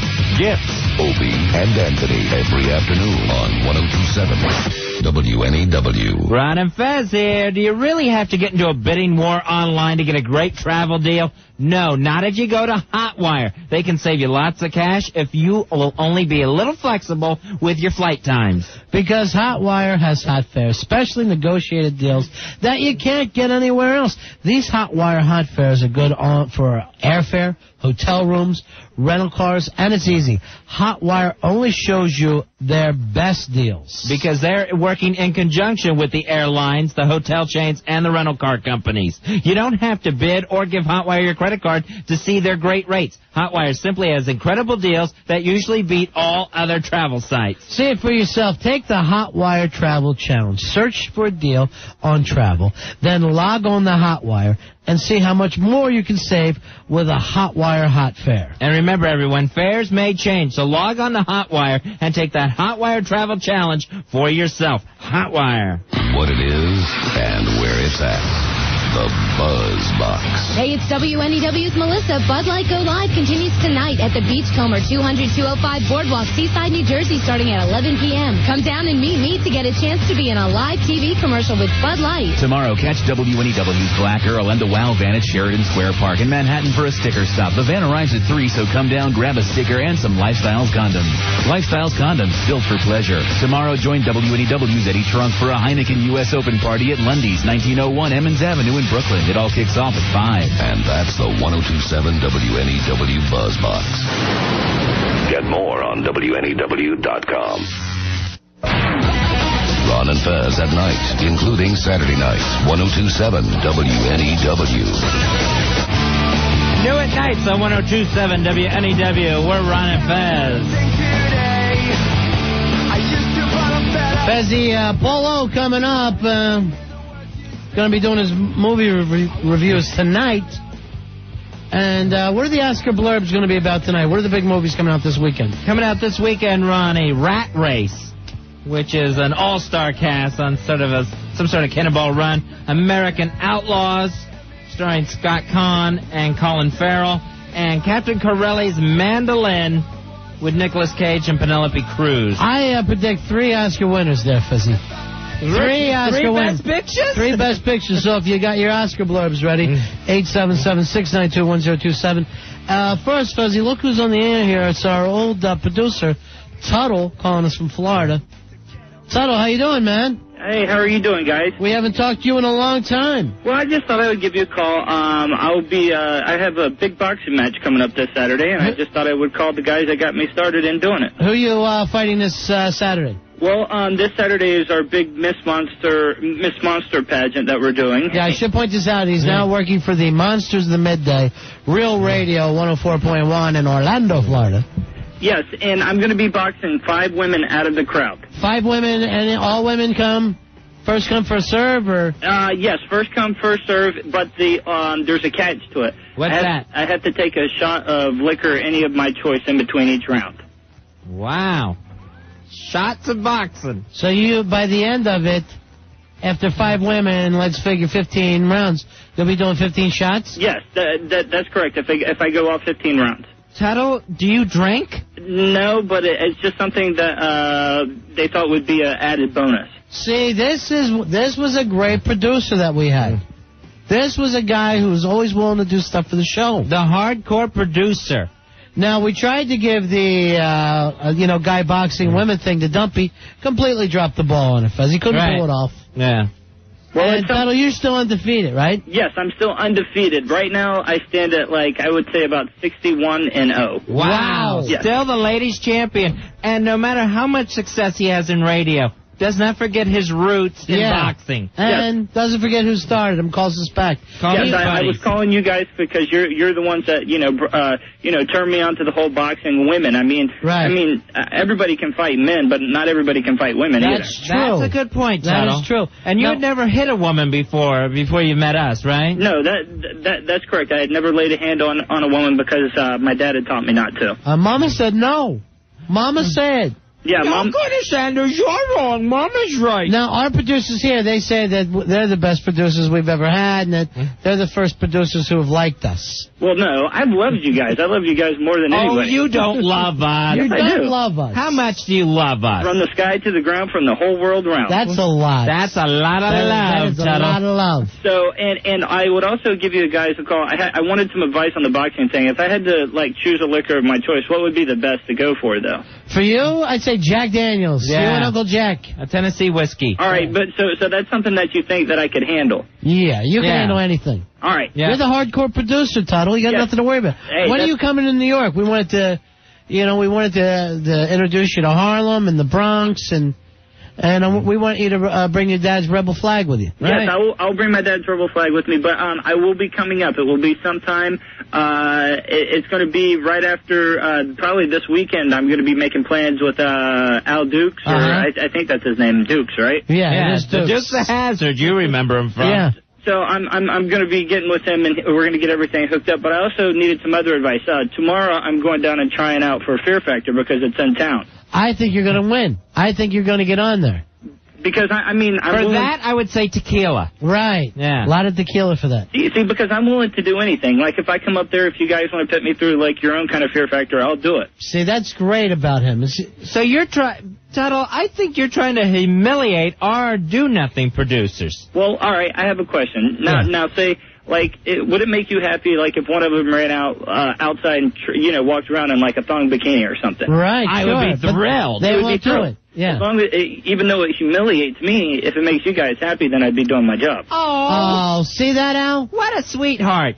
So, like, if you guys wanted me to take a punch in the face, if that made you guys smile, I'd do it. See, that is great about him. He was the greatest producer we ever had. He was unstoppable. The day we met him, he said, I am the hardcore producer, Ron and Fez. You will never get rid of me. And you know what? I'll go up there. When I come up, I would like to show these guys how much, the stunts that we do make you guys happy. Yes. I mean, it's all for the radio entertainment, but you guys take joy. I mean, I'm never happier whenever I see the smile on your guys' face. Oh. He was the best producer ever. And I have to sincerely tell the audience, this is the absolute truth. Right. This boy is not putting on any sort of act. He truly feels this way. And then he also deep-fried turkeys for us, and his mom slaughtered a hog that we ate, and it was delicious. With homemade biscuits. What was that pet's name? You had a pet pig? Louis. Louis the pig. Louis rich now. Was a very, very delicious club sandwich. Yes, and if you guys want me to come up and, do some stunts like me versus your producers or whatever, I would love to take that challenge. Tuttle, are you calling out our Yankee producers? Yes, that's what they are, Yankees, and I will go up there and I will prove to you that I am the hardcore intern or producer or whatever you want to call me. You got promoted, honey. Yeah. I'll do anything that you guys want me to do. All right, are the monsters taking good care of you? Yes, they're taking very good care of me. I'm still not getting paid, though. You're kidding me. No, I'm still not getting paid. You do all this stuff. Are you going to see any money Saturday night? If I win, I get $500. Tuttle? If I win. Yeah. $100 a round, Ronnie. And you know what? He doesn't get paid at all, and he works his ass off. Tuttle, tell Mama that we would hire you tomorrow if you could live in New York City. Yeah, if you were allowed to leave Florida in your trailer, we would hire you. Well, she said that she didn't think I'd be able to make it up in New York. That's the great thing about Mom. Life-affirming values that she instills. Yeah, I mean, she says she really doesn't think that I can handle it all by myself. She says I couldn't make it on my own without her. Tuttle, wow. How much do you love her? Actually, How much do you love Mama? I love my mom a lot. How much? From the sky to the ground, from the whole world around. That's true. A lot. He means that. That's a lot to love Mama. And you know what? I love Fez like a mom, and I love you like a dad. Well, that's nice, That Tuttle. is sick. I love that. You know, right now, Tuttle, not to make comparisons between you, Tuttle, and the producers we have now, right now we have a producer who's standing around picking wax out of his belly hair. Right, and that's all we're going to get tonight. Well, I tell you what, if you want me to, I've really gotten good at getting people guests now. I can get you guys some guests, and I can talk to them. But I'll definitely work on getting some guests for you, too. You don't even have I think you can get us John Deere. I can get you Donny Osmond if you want Donny Osmond. No, that's all right, but I love the idea. I'm glad you guys are buddies. He is such a well-rounded threat when it comes to producing. He can do it all. Yeah, I'll do anything as long as it makes you guys happy. Well, that's all I've ever wanted to be is happy. But yes, I would love to come up and you must be embarrassed hearing this, Al Dukes. That this guy and Tuttle, how much college education have you had? I'm not even out of college yet. Yeah. All right. You were working on that AA degree. Yes, and so was Daddy. I still need about 20 credits. All right, 20 credits. That's not far away from getting your AA. Hey, I can't come up and fight your producer Al Dukes. I mean, he is a woman and everything. Oh, I do fight women. He is calling out the Yankee producer. Well, I don't hear any. Oh! I don't know if that made it on the air. That's okay. I'm sorry. I'll go cash my paycheck. I'm sorry. What's that mean? You're all right, He's Tuttle. not getting paid. Yeah. Well, I know, I where's don't care the if you are getting justice? paid. I know who the better person is. That's true. And he knows who makes Ron and Fez happy. Yeah. Well, I would do anything for you, Ron. That's Fez, nice. even if I didn't get paid. Just, being with you guys That's and being nice. able to share your love would be the great thing for me. To share your love. Yes, he shares our love, Fezzy. You know what, Tuttle? I got Ron and Fez, so forget about you. Oh, that hurts him. Hey, they've never forgotten about me. Oh, yes, they have. You have? Oh, sure. No, that's not true, Tuttle. He's teasing you, Tuttle. He's trying to make you think he's our favorite now. No, Ron and Fez love me more than what they've ever loved Al Duke. From the sky to the ground. Oh, what Have they the ever hell? taken you to WWF Wrestling? Not yet. Oh, God, he brought that up to a lot of times. Yeah, We're in the front row. Tuttle was not allowed to go into the big city, Orlando, Florida, so we took him to the matches at the arena one night. We had to promise his mother, actually talk to her on the phone, and promise that we would drive him and keep him safe. Well, hey, that was the greatest time of my life, being able to go to WWF Wrestling with you. You told us many times that night. You went to downtown, didn't you? Yes, and you guys prepared me for the big town because I go there every day at work. Now he works there. Yeah, see? All right, Tuttle, we got to go, but All right. we're looking forward to seeing you in New York. All right, I love you guys. All right, we know that. We really How do much? know that. From the sky to the ground, All right. from the whole world All right, down. bye-bye, Tuttle. Nice. His parents raised him to kind of be a racist or whatever, and he lives out in the middle. I mean, the middle of the state of Florida in a trailer with him and Mama and Daddy. And a double wide. And it's like a dirt road. They're the only people out there for like miles and miles. And all he had was his radio. Yeah. And he would hear us. They honestly don't have U.S. Postal Service. Yeah. That's how far out in the sticks they are. He has to go into the nearest town to go get their mail every day. But the difference is, this kid would actually take a bullet for us. Yeah, he is. Alan, you'll do nothing for us. He's as dumb as the day is long, and Al, I think he stymied you. I got hot wax on me tonight. What's that got to do with anything? That's nothing. It's like taking a bullet. We used to shave his head. We shaved his head constantly. It's amazing it ever grew in. Actually, and he talks about fighting women. We had him fight 10 guys in one night. Yeah. And guys off the street that came to give him everything. And I ain't saying that he won these things. And he's a skinny kid, and he took every punch they had. He did Digstown Challenge. And after 9, his eyes were all closed, and he's all beat up. And he grabs the microphone and said, Ron Fez, I'm doing this for you. I'm doing it for you. And Fez and I were just eating chicken wings, and we went, what? Oh, yeah. We forgot. We got to introduce another round. Fezzy, it's time to talk movies with our buddy Paulo. We'll see what's new at the box office. The Ron and Fez Show presents Your Life is a Movie, starring Ron Bennington, Fez Whatley, and Paul O. as the reviewer. Paulo, you like the movie? Hey, your life's a movie. How you doing? Hey, Paulo, your life is a movie. I love you guys, too. How much?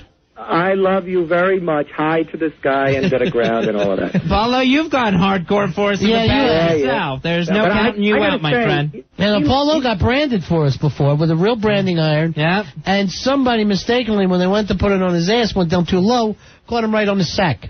Yeah, that was somebody's big mistake. I still have that. Who was that? It doesn't matter who it was, Fez. It was an accident. Yeah, but I think he loves you a little too much, that Tuttle. It's sounding a little funny, you know? Oh, are they jealous of each other? Yeah, I know. They all get jealous of each other. They're all the Paulo, you are covered with tattoos, and you're welcome. What Thank tattoos did you get for us that we asked you to get? It's about 20 square inches. All right, the first one we put on him said, it was right after the murders, and it says, Tupac and Biggie together forever.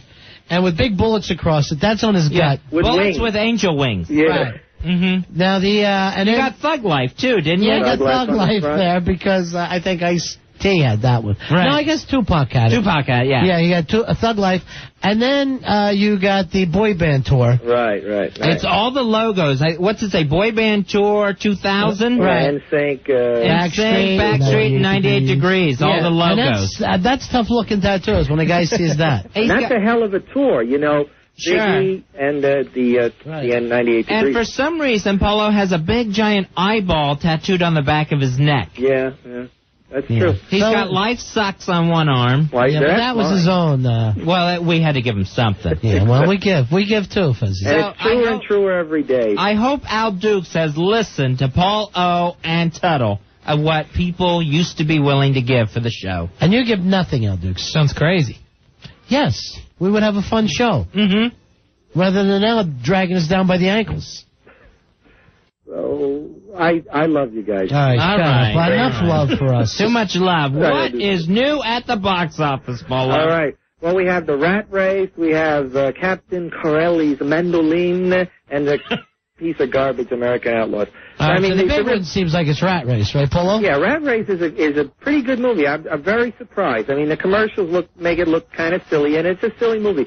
But, I see a lot of comedies, and I'll tell you, you sit through them, and they don't make you laugh. I mean, you sit there and you're smiling weekly through a whole comedy. And you never smile once. And I'm saying this is time after time. And a good comedy, you maybe get 6 laughs. That sucks. Now you're saying Rat Race changes all that? 7 laughs. I'm saying I laughed a lot through. It looks awful on TV. I agree. It does look kind of, like a generic, silly comedy. It's the Zucker brothers who did the Airplane. So you're saying this Rat Race will find the finish line at Oscar? You say Rat Race wins the Oscar race. It has 3 Oscar winners. It has Whoopi Goldberg, Cuba Gooding Jr., and an unbilled Kathy Bates as the Squirrel Lady. So there are Oscar winners, isn't there? That's the Squirrel Lady. Oscar's nuts for the Squirrel Lady. Store some Oscars away for winner for the Squirrel Lady. And, of course, Zucker has had Oscars. I mean, he's directed some big movies, Ghost and such. But with a name like Zucker, it's got to be Oscar bound. Is that what you're saying, Polo? I'm saying... Are you saying these rats are caught in an Oscar trap? Comedies very rarely get the big Oscars. Mm-hmm. And the thing is, this is not like Airplane and Naked Gun, 1, 2, and 3. This is, Airplane 1 and 2, Naked Gun 2, which he did with his brothers, the Zucker brothers, because they were all like movie parodies and the puns after puns. This is kind of just situational comedy. The farce. And the situations are very surprising. They come up with a lot of funny things. And I'm just saying, I was surprised myself that I laughed as much as I did. It's not a laugh a minute, but maybe every 2 3/4 minutes. So despite all their rage, they're still just a rat with an Oscar. Wow, I never thought this thing was going to be the front runners for the Oscars. I'm impressed. I'm impressed. Oscar is accused of rat racial profiling. Hey, Mike, you're on with the Oscar blurb man, Paul O. I smell a rat if this film doesn't win Oscar. Thanks, Mikey. And I'll be honest, Whoopi Goldberg isn't known for comedy, but... What? Oh, she is? Oh, I'm sorry. But she is actually funny in this movie, as Cuba is not known for comedy, but he's funny. And Cuba's not known for comedy. That's what I'm saying. Not the country. Oh, I thought it was the country. Never mind the dictator. Cuba's the Oscar taker. And, of course, you have... Free Cuba for another Oscar. And, of course, you have Rowan Atkinson Jr., whatever, the guy, Mr. Bean? Mr. Bean acting as crazy. He's rowing on an Oscar river. And John Cleese as it's sort of a Donald Trump kind of casino owner. John will have so many Oscars it'll look like a flock of Cleese. Cleese don't eat the Oscars. He'll be winning an Oscar faster than Cleese Lightning. I don't think I did the gig. Yeah, you when do did that. I do the gig? Oh, you do it. You do it all the time. I do that. It's a quirk you don't even notice you do it. Hey, Jason, you're on with the Oscar blurb man, Paul O. Hey, Jason. Cuba's too good not to win an Oscar. Hey, Benz, you're on with Paul O. Hey, Benz. Hey, what's up? Hey. Go ahead. Oscar is Wayne Knight's new man for Rat Racing. Wayne Knight's in this, Polo? Yes, he is. Wayne Knight's in this. He is a part where he hits Rowan Atkinson and decides to take him to... It's like a race. It's like a Mad World, of course. That's the name. The rat race. I think we've all, got the idea what this thing is. It is a race, yes.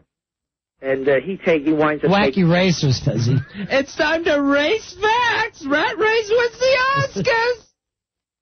And you have a lot of the young actors, too. It's, as I say, I was very surprised at how funny this is. Mikey, you're on with Paul O. Hey. Yeah. They're racing the rats right to the Oscars. Hey, Paulo, that sounds just like you. Paulo, it scared me. I thought you said it. They nail it. Hey, Bill, you're on with Paulo. Hey, Bill. Hey, what's up? Seth Green, is he in this movie? Yes. Seth Green is green for Oscars. Seth Green, Oscar gold. This year, Oscar has a green thumb. That's my Oscar. And he's pretty funny in the movie, too. Him and his brother are like the real ruthless characters in the movie. Hey, Jay, you're on with Paul O. Hey, Jay. Hey, Ron and Fez. Yeah. It's once, twice, 3 rats a lady for the Oscar. It made no sense. I like the gig. Now, there are no rats in this movie except the, of course, metaphorical rats of the human race. It's kind of like... So there is no rats. Don't look for the rats. No rats.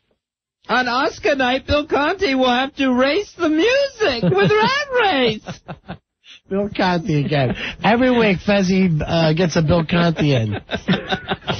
All right, Orlando, you're on with Paul O, the Oscar blurb man. Hey, Orlando, go ahead. What's up, guys? The other guy kind of took it, but I was going to say, Seth would be green with envy when he loses the Oscar. Well, that's Seth. He must. I got robbed. Yeah, okay. Yeah, sorry, that'll happen. Yeah. Seth Green, he gets that all day long. Green will be Sethfully clean for Oscar. I like that one. Hey, Roger, you're on with Mr. Paul O. Hey, Roger. Yeah. Go ahead. Rat Race is the big cheese on Oscar night. It would be a happy surprise if the Rat Race would win. Yeah, wouldn't it? Hey, Ben, you're on with Mr. Paul O. Will Seth Green be singing the blues on Oscar? Yes! Paulo, how does it feel to be the most impersonated man in the country? Yeah, that's got to feel great, Paulo. It does feel good in a way. My problem is I don't get to hear enough of your reviews. Hey, Rob, you're on with Paul O. Hey, Rob. Oh, we're getting my young whoopee at the Oscars. Is that what you're trying to say, Paulo? I don't know. Sometimes I can't understand these imitators. I like this one from the instant feedback. Yeah. Goldberg, who's next? Oscar! All right, so that had a little WCW tie-in. Yes. And there are not a lot of black Oscar winners. There's only Goldberg and Cuba. And Hattie McDaniel, yes. And a few. There's only I don't want to hear it every year, okay, Paulo? Seriously. We'll wait and let everyone else bitch. Michael Clark Duncan. It's not the Jet Magazine radio program anymore. I understand. Anthony, you're on with Paul O. Hey, Anthony. What's up, guys? Yeah. Cover Beans whoopee in the crease at the Oscars. It would be nice if Cuba and Whoopi were both nominated. All right, here's some of your instant feedbacks. The Rat Race has an easy pass to the Oscars. I like that one. Yeah, me too. Anthony says, no toll charge at the Oscars. Here's one for Cuba. How can you have your gooding if you don't win your Oscar? And Dave Thomas has a nice little part in here, too. That's good. Here's one from Nick. It will be a Cuba crisis if he doesn't win the Oscar. Is that what you're telling us, Paulo? Oh, wait, here's my favorite, I think, so far for Rat Race. This is from John O. You dirty rat! You killed my Oscar! See, now, he used to be the most imitated person, James Cagney. Yeah, before you. That's right. All right, Fallon says this one. Hello, Newman. Hello, Oscar. Yes, and of course, now there is another potential Oscar contender. Yeah, what's the other one? The Captain Corelli's mandolin. Let's talk about that one. Captain Corelli's mandolin. with the Oscar winner Nick Cage. Why does he only do World War II movies now? He's got 2 movies coming out this year. They're both World War II movies. World War II, many Oscars to carry. And of course, he's figuring that's a good shot at the Oscar, the World War II movie. Yeah, because he copies Tom Hanks. That's right. Copier. Everybody copies Tom Hanks. Yeah. And I mean, when I looked at the commercials for this movie, this Captain Corelli, it really looked horrible. And I got to tell you, the accents, you got 2 British actors, they're doing Greek accents. You got an American doing an Italian accent. You got Greeks doing German accents. I don't know what the hell's going on with that, but it's not as bad, quite as bad as it looks. Go ahead, Mike. Mandolin Man, I'm gonna win Oscar. Is that what you're saying, Polo? And of course, you have the lovely Penelope Cruz, who I've been following for a few years. But, she used to be really cute, but her face is starting to turn weird. Well, yeah, she's been kissing Tom Cruise. I know. I don't know if Cruise should be jumping on this cruise at this particular time because... Polo with a blurb of his own. Sorry, try to avoid. When Cruise wins the Oscar, I'll Penelope my pants. I like that one. Her face is starting to turn into like a collage. It's like, where little kids cut out for the magazines, they stick the lips and the nose and the eyes on her face. What, are you dropping acid before you go to a movie? Her face is being swallowed by her nose and her lips. It's just, I don't know. She didn't look like that a few years ago. Just because she's Spanish doesn't make it a Picasso painting out of her face. Hey, Louis, you're on with Paul Lowe, the Oscar blurb, man. Hey, Louis. Louis? Yeah, Louis. Oh, Louis jokes. Here's Alex. Jokes. It's scary to do this stuff. Alex, you're on with Paul Lowe. Hey, Alex. Captain Corelli's manhandling an Oscar nomination. The Academy's going to be man-doling out the Oscars. I mean, honestly, this is a pretty blatant attempt for an Oscar, this film. And I'm just saying, I don't think, the accents... I think he's going to get it too, Paul. I agree with you. I'm just saying the accents are so flowery. Paulo, are you saying, I'm your captain, Oscar, climb aboard? I like that. Mike, you're on with Paul Lowe. I nicked my face, but it doesn't matter because Cage is going to the Oscars. Captain, that was a long way around. I think it worked, though.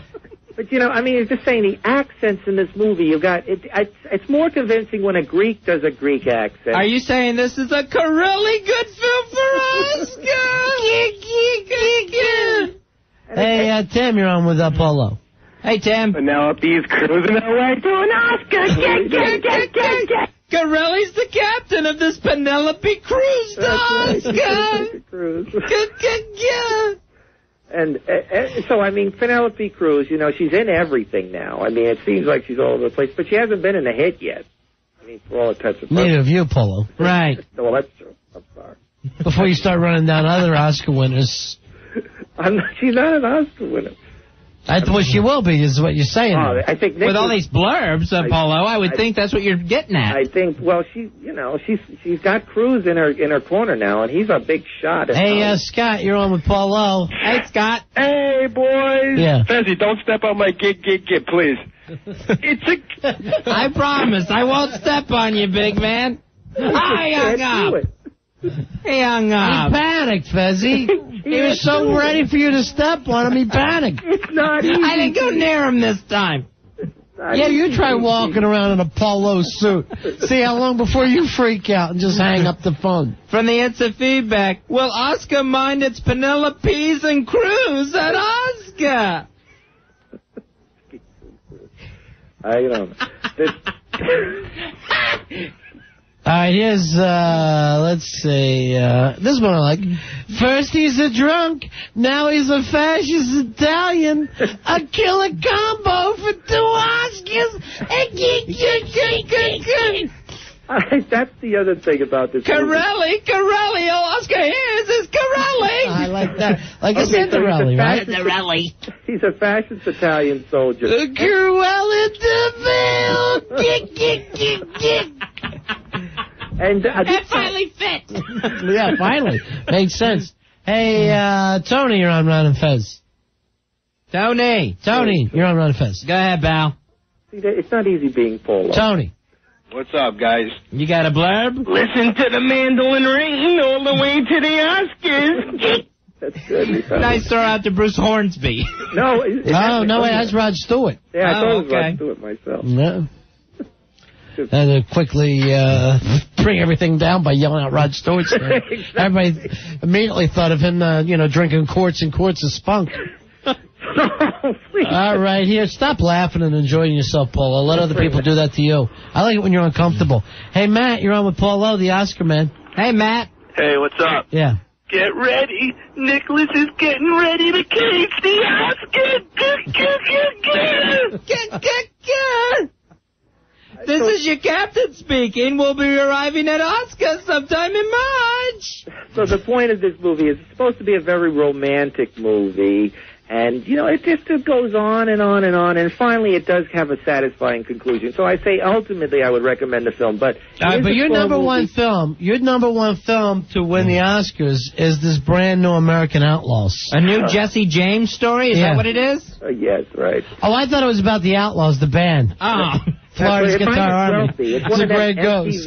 There's a great ghost. It's going straight to Oscar. They should have had Kid Rock in one of the roles, because that's exactly how much respect they have for the American Western. Are you saying American Outlaws, American Oscars? It'd be nice if it was. It's so pointless. It really is. I don't know why they make a Western if they're not going to respect the tradition of the Western. Yeah, I feel the same way, Paulo. Here's John. What do you think about this American Outlaws? Hey, John. Hey, how you doing? I got two. My first one is James's son is going to con his way to the Oscars. And the second one is American Outlaw, the Oscar. Who is that, Paulo? Scott Conn? Yeah.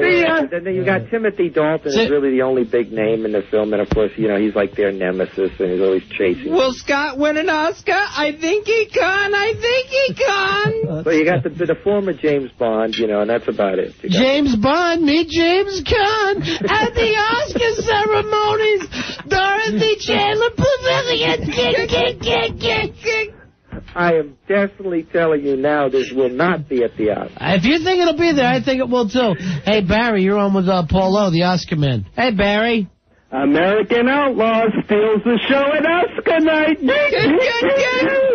Will American Outlaws hold up the Oscar with the victory speeches? That's like saying American Pie 2 is going to be at the Oscars. Really? We did that last week. Yeah, we already did that, Paulo. All right, let's get some of these instant feedback. All other films will be outlawed from the Oscars. From the instant feedback, I wish I had Jesse's Oscar. This might make the MTV Movie Awards, though. Is that right, Paulo? You think so? That's the kind of film that would be. All right. Here's Jack. Jack, you're on with Paulo. Hey, Jack. Hey, Ron and Fez. Jackie the Joke Man. Hi, Jackie. I don't have one, but I need a job. All right, not now, Jack. You were in the middle of a bit. Now is not the time. Jackie isn't doing a very good imitation. Well, that's not you. That's not you this time, Paulo. Oh, okay. All right, bye, Jackie. Hey, Fez, you're pretty hot. All right. Thank you, Jackie. Can I have your boss? Thank you, Jackie. I hope he gets back, Fuzzy. That'd be nice. I don't think it's going to happen. It's not the same without him. No. It's not the same. Paulo, thanks so much for being on tonight. Thank you, I guess we'll see you at the Oscars? I'll be at the Oscars. Oscar. All right, stop it, Paulo. You're ruining a good night. All right, thank you. Paulo, you like the movie? Paulo, when are you coming to New York again, Paulo? They haven't given me clearance to land. Right, okay. What are you, circling right now? You're outside LaGuardia? I tell you, Paulo, to me, took the stench of the other people off the show. But there's Oscar blubs. I know this my life is... What I should do is just... my life sucks so bad now. I don't want to hear about your life, Paulo. Your life is Oscar. You're golden, baby. I understand. You're my golden boy. I understand. A golden shower of Oscar. You're an American hero, Paulo. Yes, I agree. I'll do that. Look, You're like that guy that saved people from getting pushed in front of the subway. Oh, that guy was cool. We'll see you later, Polo. All right, sir. See you, Polo. You like the movie. This guy, he was, there's a serial subway pusher that was out there trying to push people in front of moving trains all day. I want to hear the whole story, Fez. Yeah. You got the story? Yeah, we'll talk about it when we get back. 877-692-1027. It's the Ron and Fez Show. Ron, Fez, 1027 WNEW. 877-692-1027 is the toll-free phone number. We're Ron and Fez. Just hanging out here tonight, Fezzy. Hanging with Oscar? All right, that part's over. Damn. What a weird night with the whole Victor thing. Right, Sir Victor from Dom Sub Friends here. Al still picking wax out of his belly hair. Yeah, very strange night, huh? All right, before we get into this other thing, Fez, is this really Dean? I have no idea. Will you know him if we go to him, Fez? I would probably know the voice, yeah. All right. Hi, you're on with Ron and Fez. Good evening, guys. How are you? No. I'm sitting over in New Hyde Park. All right. That's not Dean. That is not Dean. We got to get somebody on the phones. Somebody said it was our friend Dean, but it's not. Anyway, we're talking about this crazy story of the guy trying to throw people in front of the subways, which is a big fear of yours, right, Al? Something you're afraid of. Oh, yeah, I stand way back beyond that yellow line. Or you stand all the way back on the urine wall? No. Is that how far away you get? I go right to the middle, so I'm equal distance between the two tracks. What if someone got a running start? Do you think they could shove you off the platform? No, I think I'm all right. Well, someone tried to do that to Carl Slatoff. I think that's how you say his name. There was a guy who was apparently hanging around the subway stations trying to push people off the platform in front of speeding trains all day. Now, what was he, like a homeless guy? I guess so. He was held for psychiatric evaluation afterwards. So he's just a nutty guy and he's trying to hurt people. Right. He started off his day right before 7 o'clock at the 42nd Street and 8th Avenue station and tried to push a 68-year-old man off the platform in front of an E-train. Later on, about 2:30... he tried to push a 16-year-old boy in the path of an E-train at the same station. Somebody should have smoked this bastard. I know, by this time. 40 minutes after that, that's where hero Carl Slatoff comes in. The guy tries to push him off at the 42nd Street and 6th Avenue station in front of an F train. Now, Carl feels this guy coming up behind him, saves himself from going over. He said he, went over the tracks, waving the arms, got his balance back, latched on to the guy, and would not let go of him until the cops got there, until someone got the police. Because he's a hero. He is. So beautiful. This guy's the guy that's pushing everybody, allegedly, 6 foot, 220 pounds. So 6 foot 220. He's a decent-sized guy. He's a big guy. Carl is 5'11", 185 pounds. By the way, Dan from Hoboken says, "Oh, that's what hippie in a hockey shirt's doing now." Saving people or pushing people. He's shoving people in front of. I'm serious. I would have smoked this guy. The cops would have had nothing left to get. I'd have put 2 in the back of his head. So when Carl grabbed the pusher said to him, "Let me go." Carl said, "I can't do that," and would not let this a-hole go. Good. He said, Carl says, "I saw the train coming, and I remember thinking I was glad because I was late for a meeting. But as it got closer, I felt a very hard push in the middle of my back. My body went over the track." It's frightening. The train's coming. Zorlio says this on the instant feedback. Maybe this was a shock jock doing a bit out there. We're going to be shoving commuters in front of the trains for the next 15 minutes. Meet us down at 42nd Street and 6th Avenue. Somebody's going to get sliced up by a train. We're going to start shock jocks. We're going to start shoving old folks and kids. And after time and temperature, I'm going to kill a baby on the air. I'm going to kill a baby to shock jock your ass. Then all weekend it's hot tracks. That is all. That is Bring It Back Alive weekend. You're listening to the Shock Jocks right now. We're shocking you by pushing people in front of subway trains. By the way, Spanish people are stupid. That's shocking, folks. Also, I'll be wearing white after Labor Day. That's Shock Jock stuff. Shock Jocks. Why don't you just kiss our asses?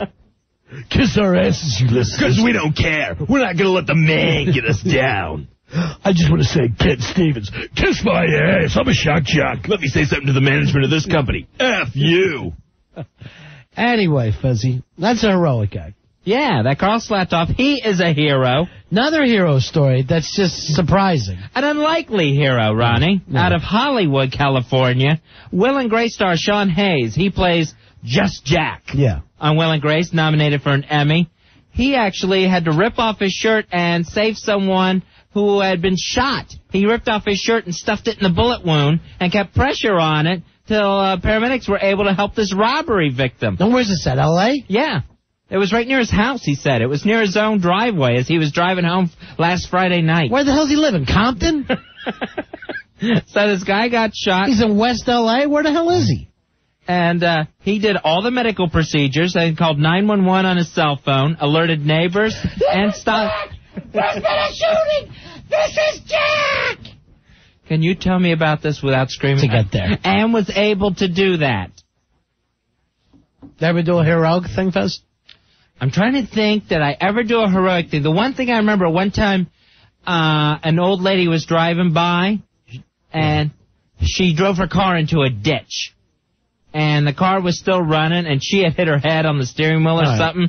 So she was knocked silly and actually bleeding from her forehead. And me and my father climbed in the ditch and got her out of the car.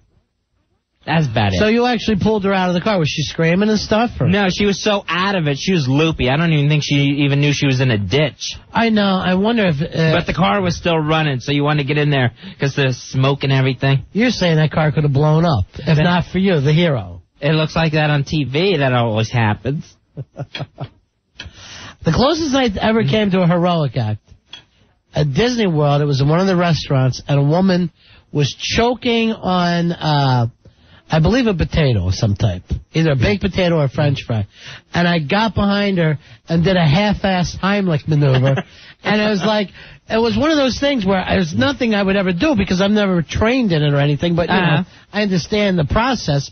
But why she gets up and was doing, right in the middle of the restaurant, everybody else just froze. Yeah. And so I went over like a couple things, and I just started heaving her ass up. That upward thrust from behind. And as she started to breathe again, she just looked at me with disdain and walked into the bathroom. Like I pulled her pants down in public. How dare you humiliate her in a public restaurant? Right, and so I had that feeling like she wanted to get away from it. And I don't know, maybe she would have coughed this up on her own, but I really felt like hero for a day, me. One time I went in the kitchen, Mother was getting dinner ready, and she's just hacking on a hunk of ham. When doesn't she? That's a nap for her. Rude and rude. And I walk in there, I see her beating on the kitchen countertop because she's choking. I do a Heimlich type thing, and she spits the ham out. Then the rest of the week I have to hear, I think you broke my ribs. Really? I think you broke my ribs. You knocked 4 pounds of ham out of their gullet. Now I start talking like a shot jack. There was no thanks there at all. No, people don't. They don't like that whole feeling. But Nobody likes to have their hind legs. You know, here's the other thing. I guess you're not a hero if your life isn't on the line itself. So I guess giving somebody the Heimlich isn't a heroic move. I think anytime you save a life, it's a heroic move. But say, in the case of a Heimlich, you never know for a fact. Hey, Tommy. Tommy, you're on Ron and Fez. Hey, Tommy. Hey, what's up, boys? How are you? Hey, we're cold again. Six big-ass card holder, 680. Yeah, man. Nice. About last summer, my girl and I were in the village hanging out. They were waiting on the corner for a light. By girl, you mean guy? No. Okay. My chickie chick, Staten Island is. And way at the light, and this woman's on a cell phone. Her 4 or 5 year old daughter's like just kind of like strays away, and a cellar door was open like for a restaurant, like on the concrete, and the kid was like completely walking right into it. So mother didn't pay attention, just ran over, grabbed the kid as soon as she stepped over the edge, and basically saved the kid from falling. You know, that can happen all the time in New York too. There are always these cellar doors that just opens up nowhere, like a trap door is what they should be called. And the mother was completely oblivious that this kid was even like at least that far away from her. That's why I couldn't understand it. Yo, man, today's my birthday. Yo, man, I love you guys. Thanks. Happy birthday, Tommy. I love you, man. Happy birthday, hero. Happy birthday. Hey, forget it. Hey, Dan, you're on Ron and Fez. How you doing, guys? Hey, buddy. Hey, Dan. I almost died once on an everlasting gobstopper. All right, now you make I remember I was about 8 years old. Yeah, I was playing Atari with my sister. Yeah. and I went to take a drink of soda. By Atari, does that mean you're giving her a handy? What's that mean? Gobstoppers, Atari, could you throw out more references to the 80s? So what happened? Beat It came on, you're dancing around, what went on? Yeah, Night Fever was playing in the background. Night Fever was the 70s. Everything was going great to that point. You know, Fezzy... Matty ruined it. 877-692-1027. All right, here's Firefighter Mike. What did he do heroic? Get off the phone there. Not Mike, but Roy Hamptons. He's typing this stuff up. He's typing this stuff up with his elbows.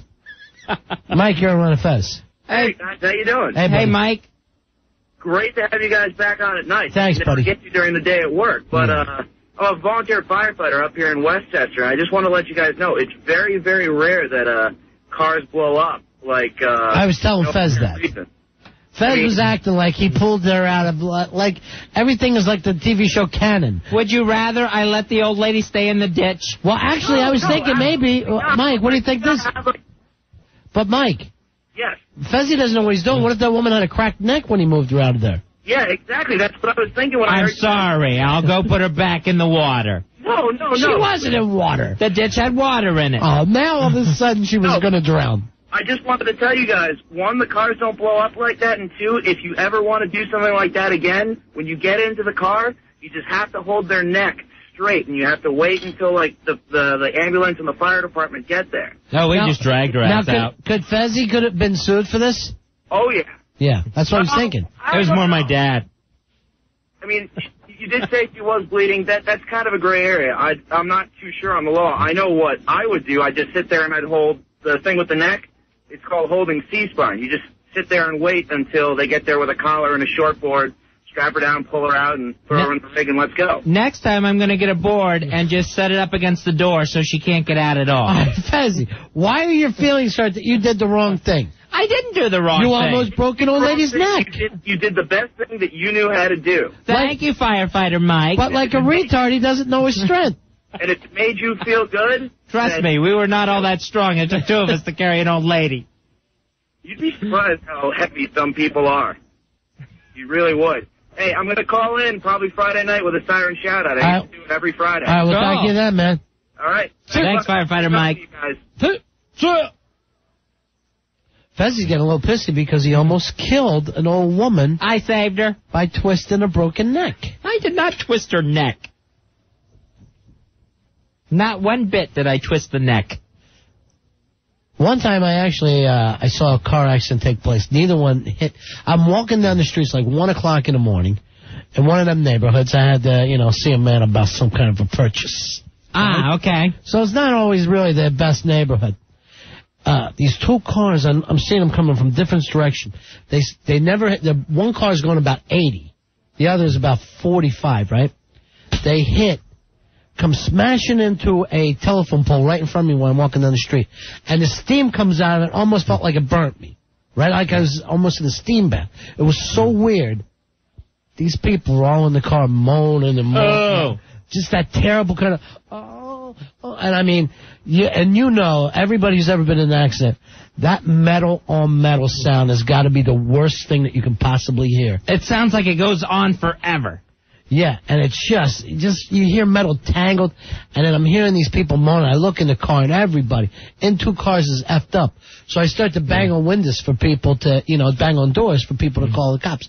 No, these people were afraid to answer the door because it's like 2 o'clock in the morning, and I might have been slurring. I felt like Lassie, like humans couldn't understand what I'm trying to do. You couldn't get anyone to follow you, boy. And I had to go. I'm going from house to house, and it was like in Florida. So I'm hearing these old ladies going, "What? What?" More moaning. And I'm going, "Call 911. Open the effing door, lady. Open the effing door." Like Charlie Manson at her house at 2 o'clock in the morning. I hate that moaning sound.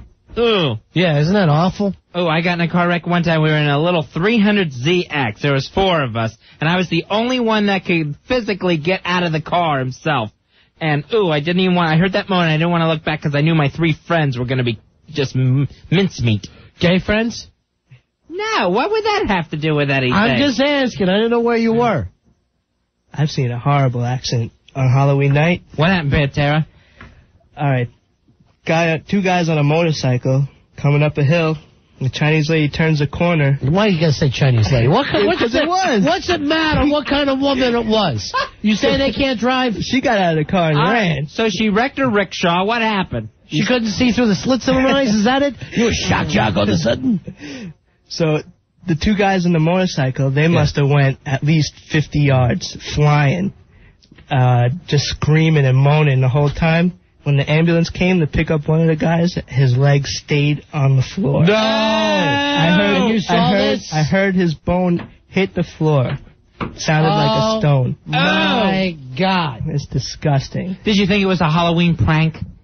You know, Fake leg. Fezzy would have probably grabbed him by the bone thing and almost tried to bleed him to death. Why would I do that? We almost killed that old lady. I saved her. Mike told you, firefighter Mike told you that you could have broken her neck. He told me I did the right thing. And he said you could have been sued. Hey, Doug. She'll never find me. Doug, you're on Run of Fez. Hey, Doug. How you doing, guys? Yeah. Love you guys back at nights. It's great. But I just want to let you guys know, if you're not trained to do anything and you pull somebody out of a car, there's something called the Good Samaritan laws.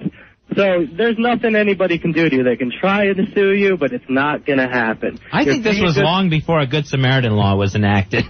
The real Good Samaritan law was walking around. I'm an EMT in Jersey, so if I were to go there and pull her out of the car, then yeah, they could sue me. Because you're a professional. Because you're supposed to know what you're doing. Exactly. But you did the right thing. If you thought something was going to happen to that car, you absolutely did the right thing. Thank you, EMT Doug. You're very welcome. All right, see you later. Guys. So you can't be blamed on your foolishness. I could have raped her and walked away scot-free. Hey, I did the best I could. I squirted a batch on her. I thought she needed mouth-to-pud resuscitation. Ma'am, I want you to stand still. I'm going to squirt a batch on you until the EMT gets here. It's the best I know what to do. After that, I'm going to go through your purse. I swear I was only looking for ID. Wouldn't that be so embarrassing? To get caught doing that. You're pulling a wallet out of a corpse pocket. Here come the cops. Oh, I was just trying to find out who he was so I could call his mom. I'm looking for a next of kin. Sir, why do you have 45 bloody dollars in your pocket? I think that's mine from home. Hey, Randy, you're on Ron and Fez. Hey, Randy. Hey, Ron and Fez. What can we do, big man? I'm a EMT. Yeah. And the worst thing I ever saw is this girl had a Firebird, and she had her seatbelt on. It was in summer.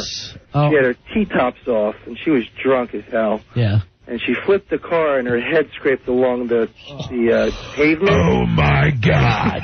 And I got up to the car. New guy's puking his guts out. I got up to the car, and her whole body was shaking in the seat. Yeah. And we lifted her up, and her brain fell out. Oh, no way. Yeah, big-ass card holder number 5555. Oh, man. Oh, the EMTs are so gross with that. He was giggling while he was telling that story, too. Oh, he's got a story for the rest of his life. Her brain fell out.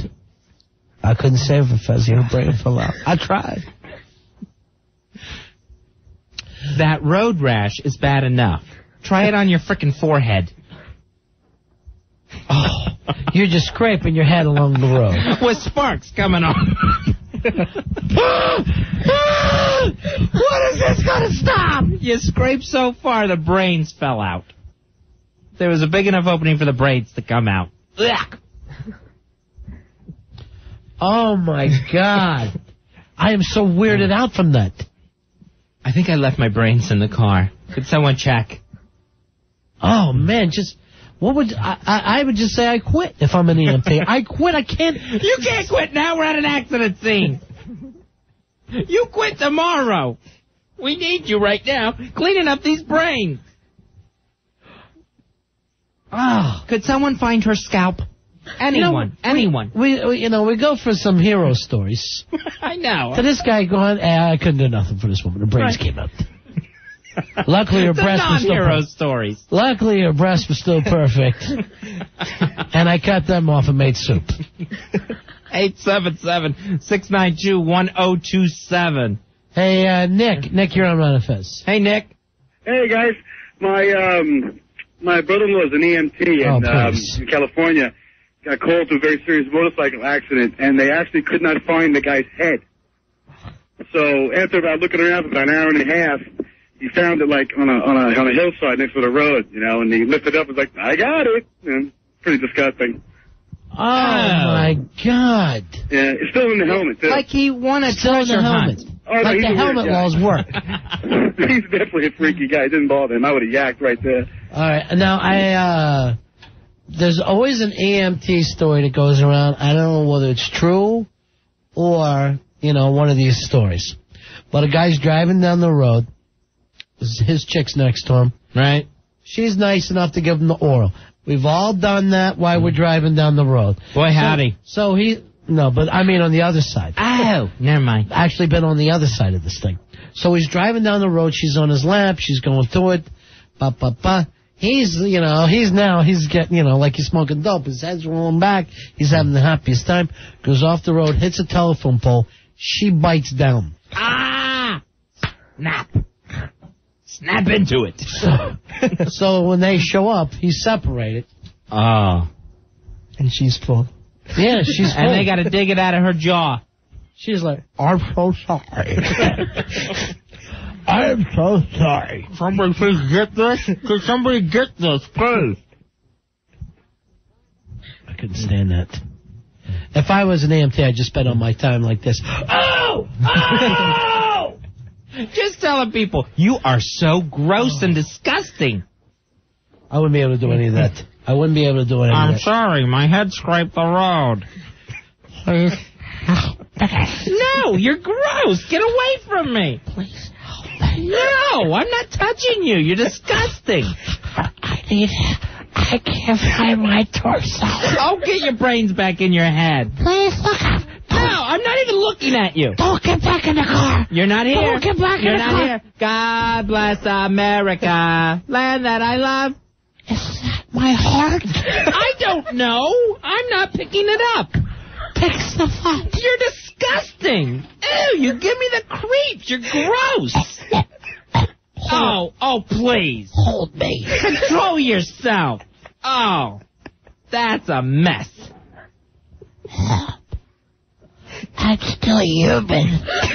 No, you're not. Still human. Oh, get away from my shoes. Get off my shoes. Get off my shoes. I'm a human being. Get off my shoes. Oh, all right. Who's that? What you're paying for this? For the love of Christ, help me. No, I'm not. I'm an EMT. I'm not going near you. Fezzy, the clean EMT. 877-692-1027. We're Ron and Fez. Ron and Fez. 1027 WNEW. Ron and Fez at night, including Saturday nights. 1027 WNEW. We're Ron and Fez. Remember, tomorrow night, preemptive for Giants preseason football against the Jacksonville Jaguars. We will be back Friday with a big Planet Java party. Lisa's going to be drinking, keeping that chick drinking title of hers going. Yep. Yeah, we're going to mix the Planet Java. We're going to see how well it mixes. You see, I'm all boring today. I'm like a corpse. I know you are. Well, we need you fired up and hang out with the Planet Java folks. We need you to be able to drink that? What? Planet Java with... I'll drink anything. It's like an iced coffee. Sounds good. I don't know what they mix it with. Rum? Al? Is that the... There's booze in it that works for me. Yeah, they use all different kinds of things. No. Never mind.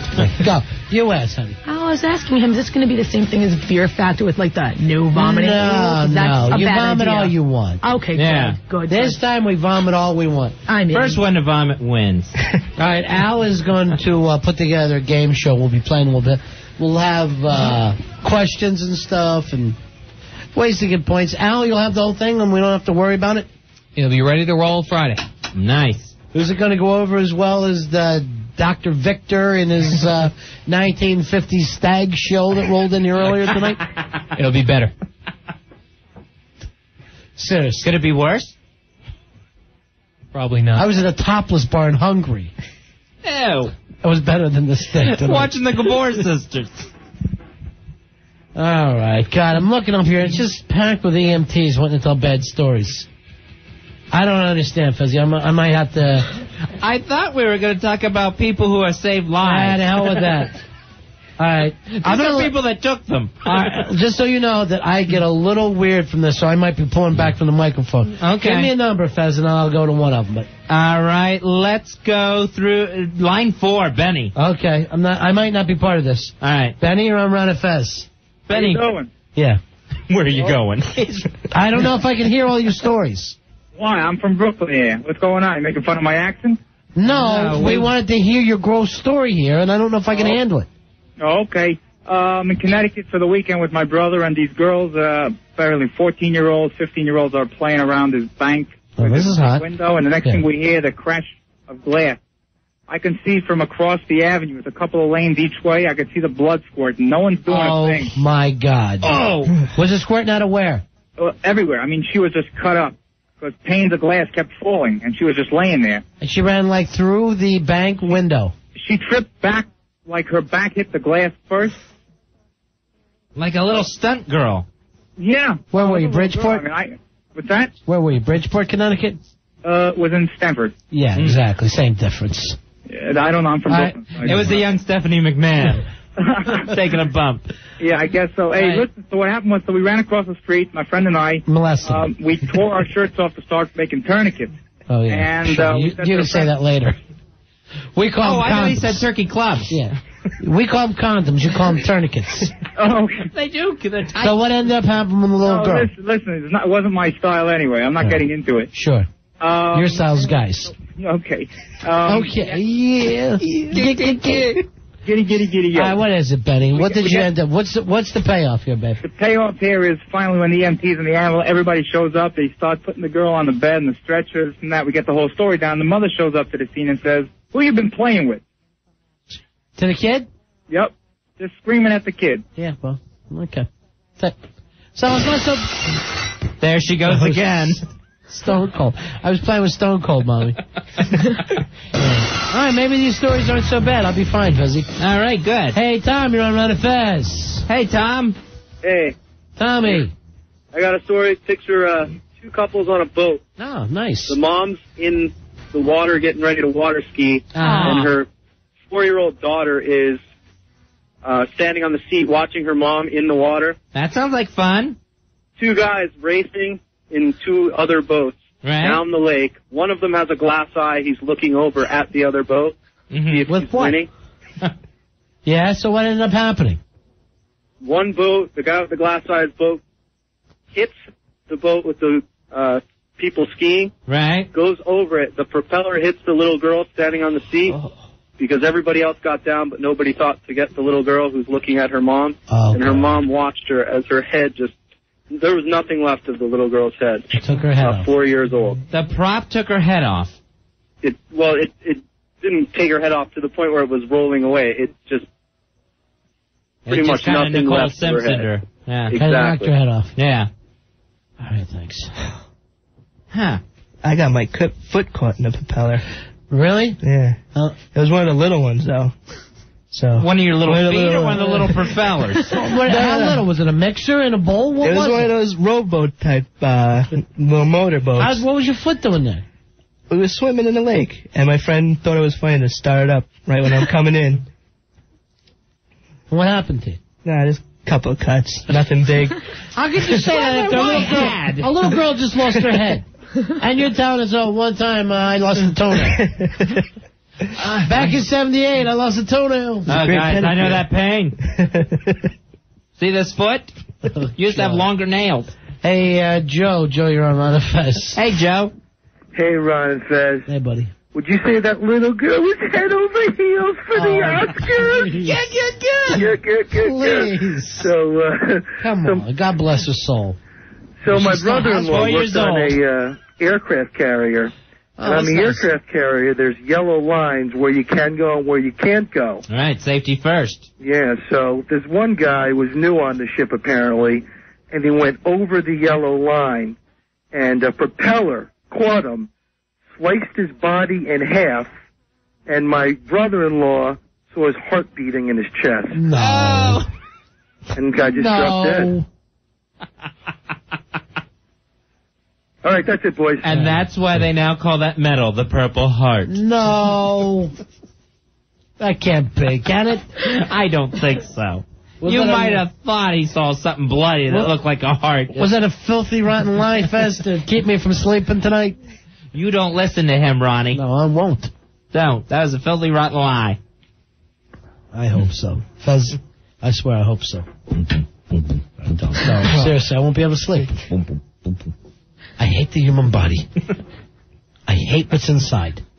Oh, yeah. Fortunately, all the gross stuff is on the inside. We don't have to see it. Here's the thing. You take the most beautiful chick that you'll want to bang out of the whole world, split her in half and see how interesting it is. See if that longing is still there. And believe me, I've done it. I've had sex with a woman split in half. Oh, that's when you dated that magician's assistant. Yeah, I can't talk about the whole thing because it's still in litigation.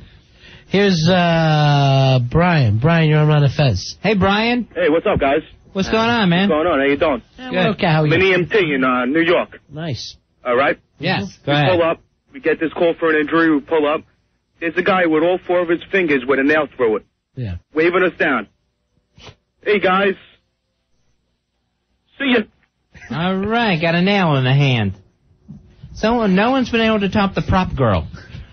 You think Prop Girl was the best? I have to go with the girl scraping her head. Oh, I forgot about her. Along the street and then her brains fall out. I'd love to That was a much more graphic picture. I'd love to be Prop Girl after that.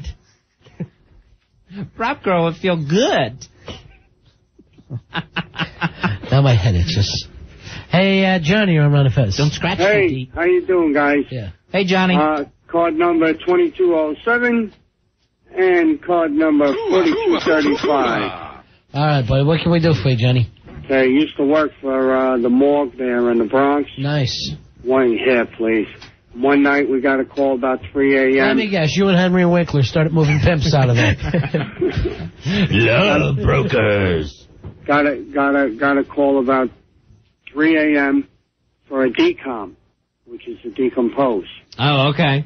4-story walk-up. Yeah. Okay. How long was it in there? It was in the summer. It was 95 degrees. Oh, jeez. Okay. Just cooking. We get up there. Now, at that temperature, the decom ratio is 5-to-1. What's that mean? That it's means going to decompose 5 times faster?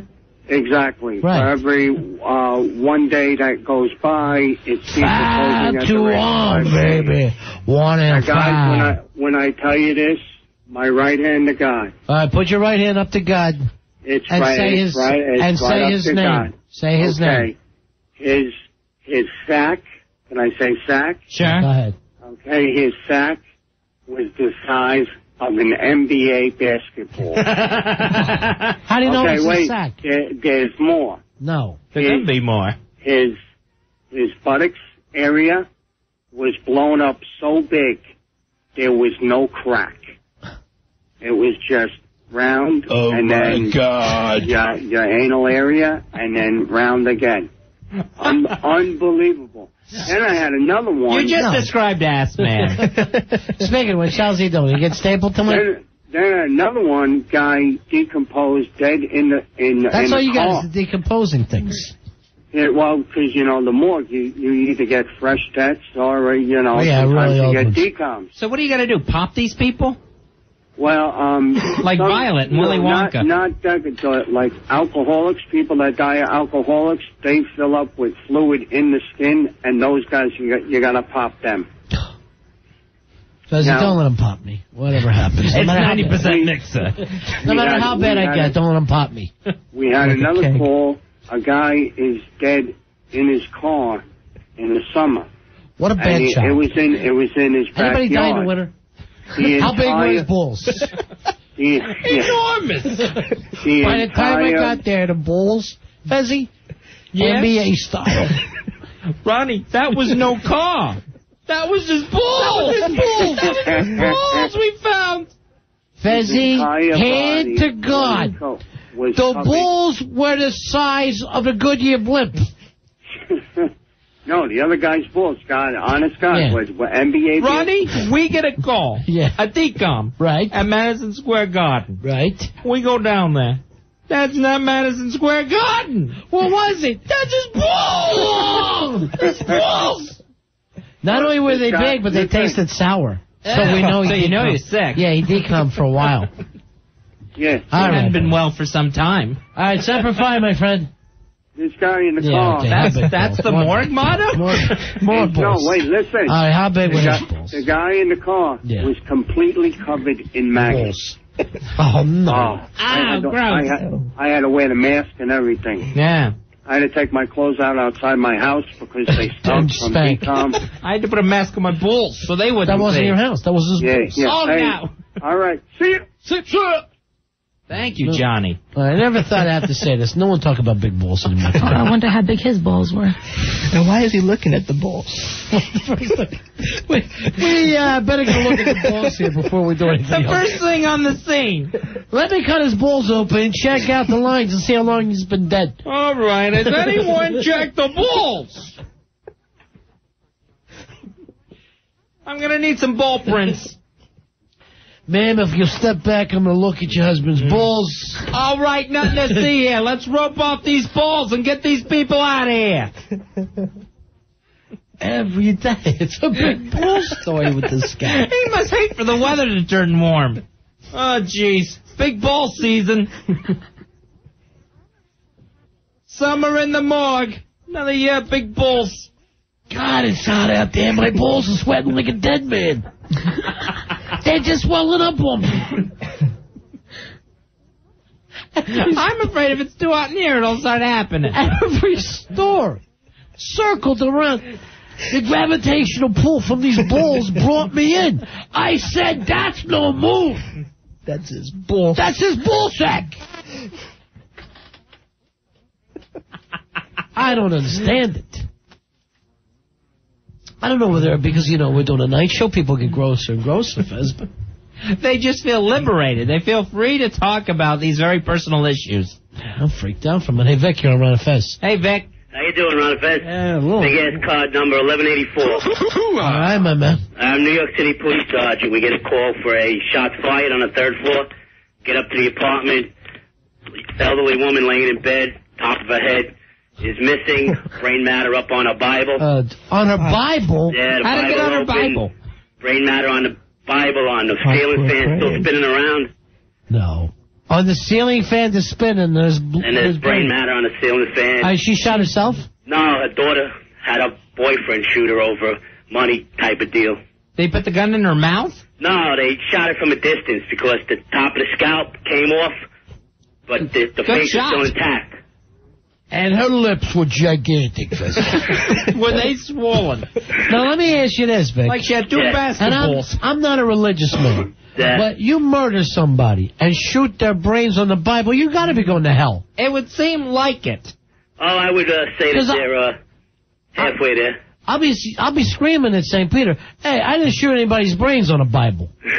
It's got to be worse cases than me. What if the brains just went up, hit the ceiling fan, and the ceiling fan spread them around the room onto the Bible? Well, that's still a sin. Who knows?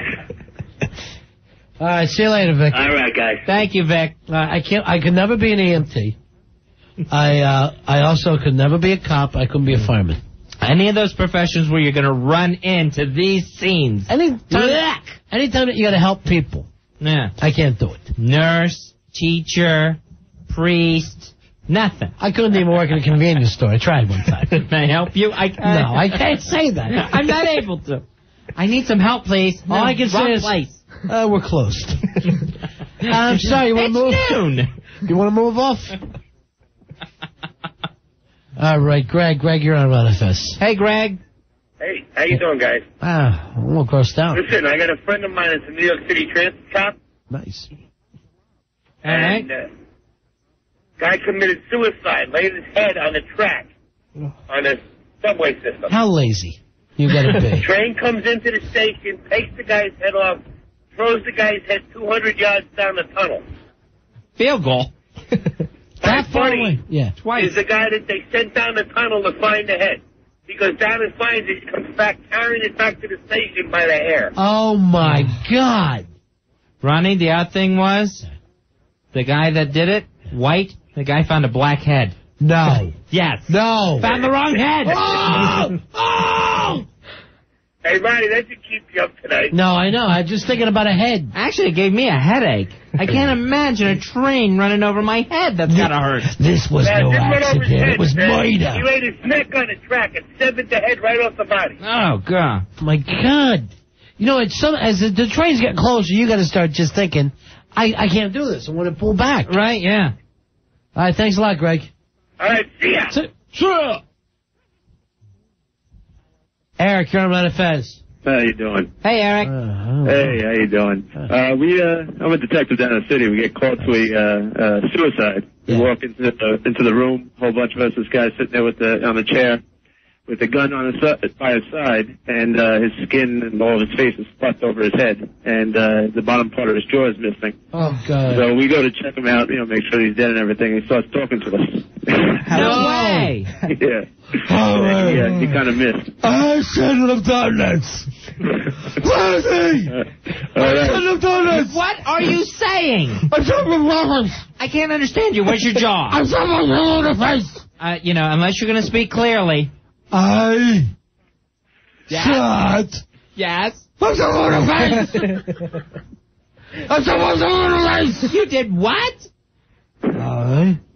Yes. Shot. What's the in the face? That's where you lose me. Eric, you're a cop. You got to pull your gun and shoot him again and put him out of his misery. I heard Has anyone ever done that? I would. Half of us ran out of the room, so. Did you really? Oh, yeah.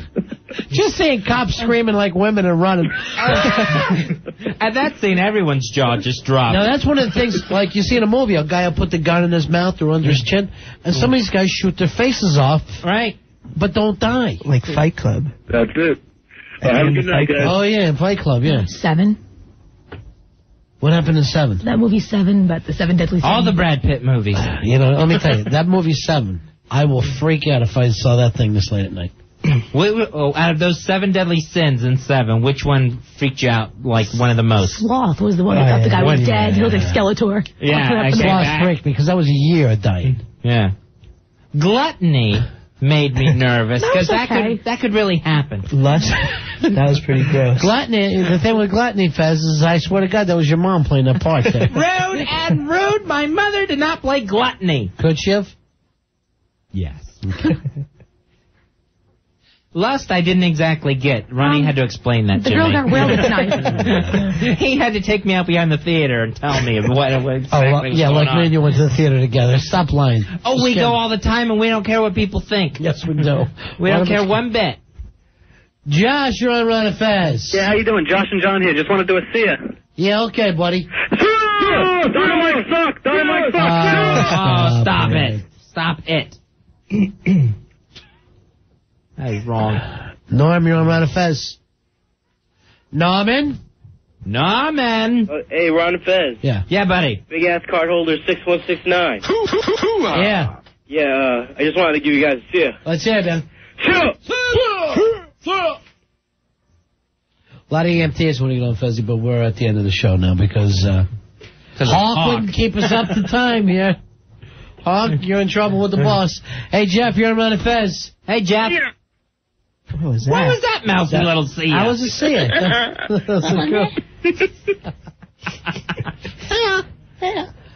Chris, you're on Ron and Fez. Hey, am I on? Yeah. Yeah, go ahead. I got a dinosaur see you for you. Oh, great. Ready? Yeah. Dag, Raptor. That was very cute. All right, see you. Hey, John and Charlie, how about doing yours together? You gotta do your C's together, boys. Go ahead, guys.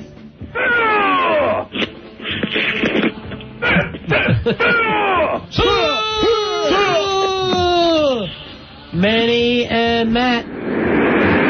Let's hear your C's, boys. And Mo? Let's hear your C's, Manny, Matt, and Jack. Was it John? Hey, guys. Yeah, see it. We're out at Fez. We'll be back tomorrow, or Friday, actually. Yeah, we'll be back Friday. Ron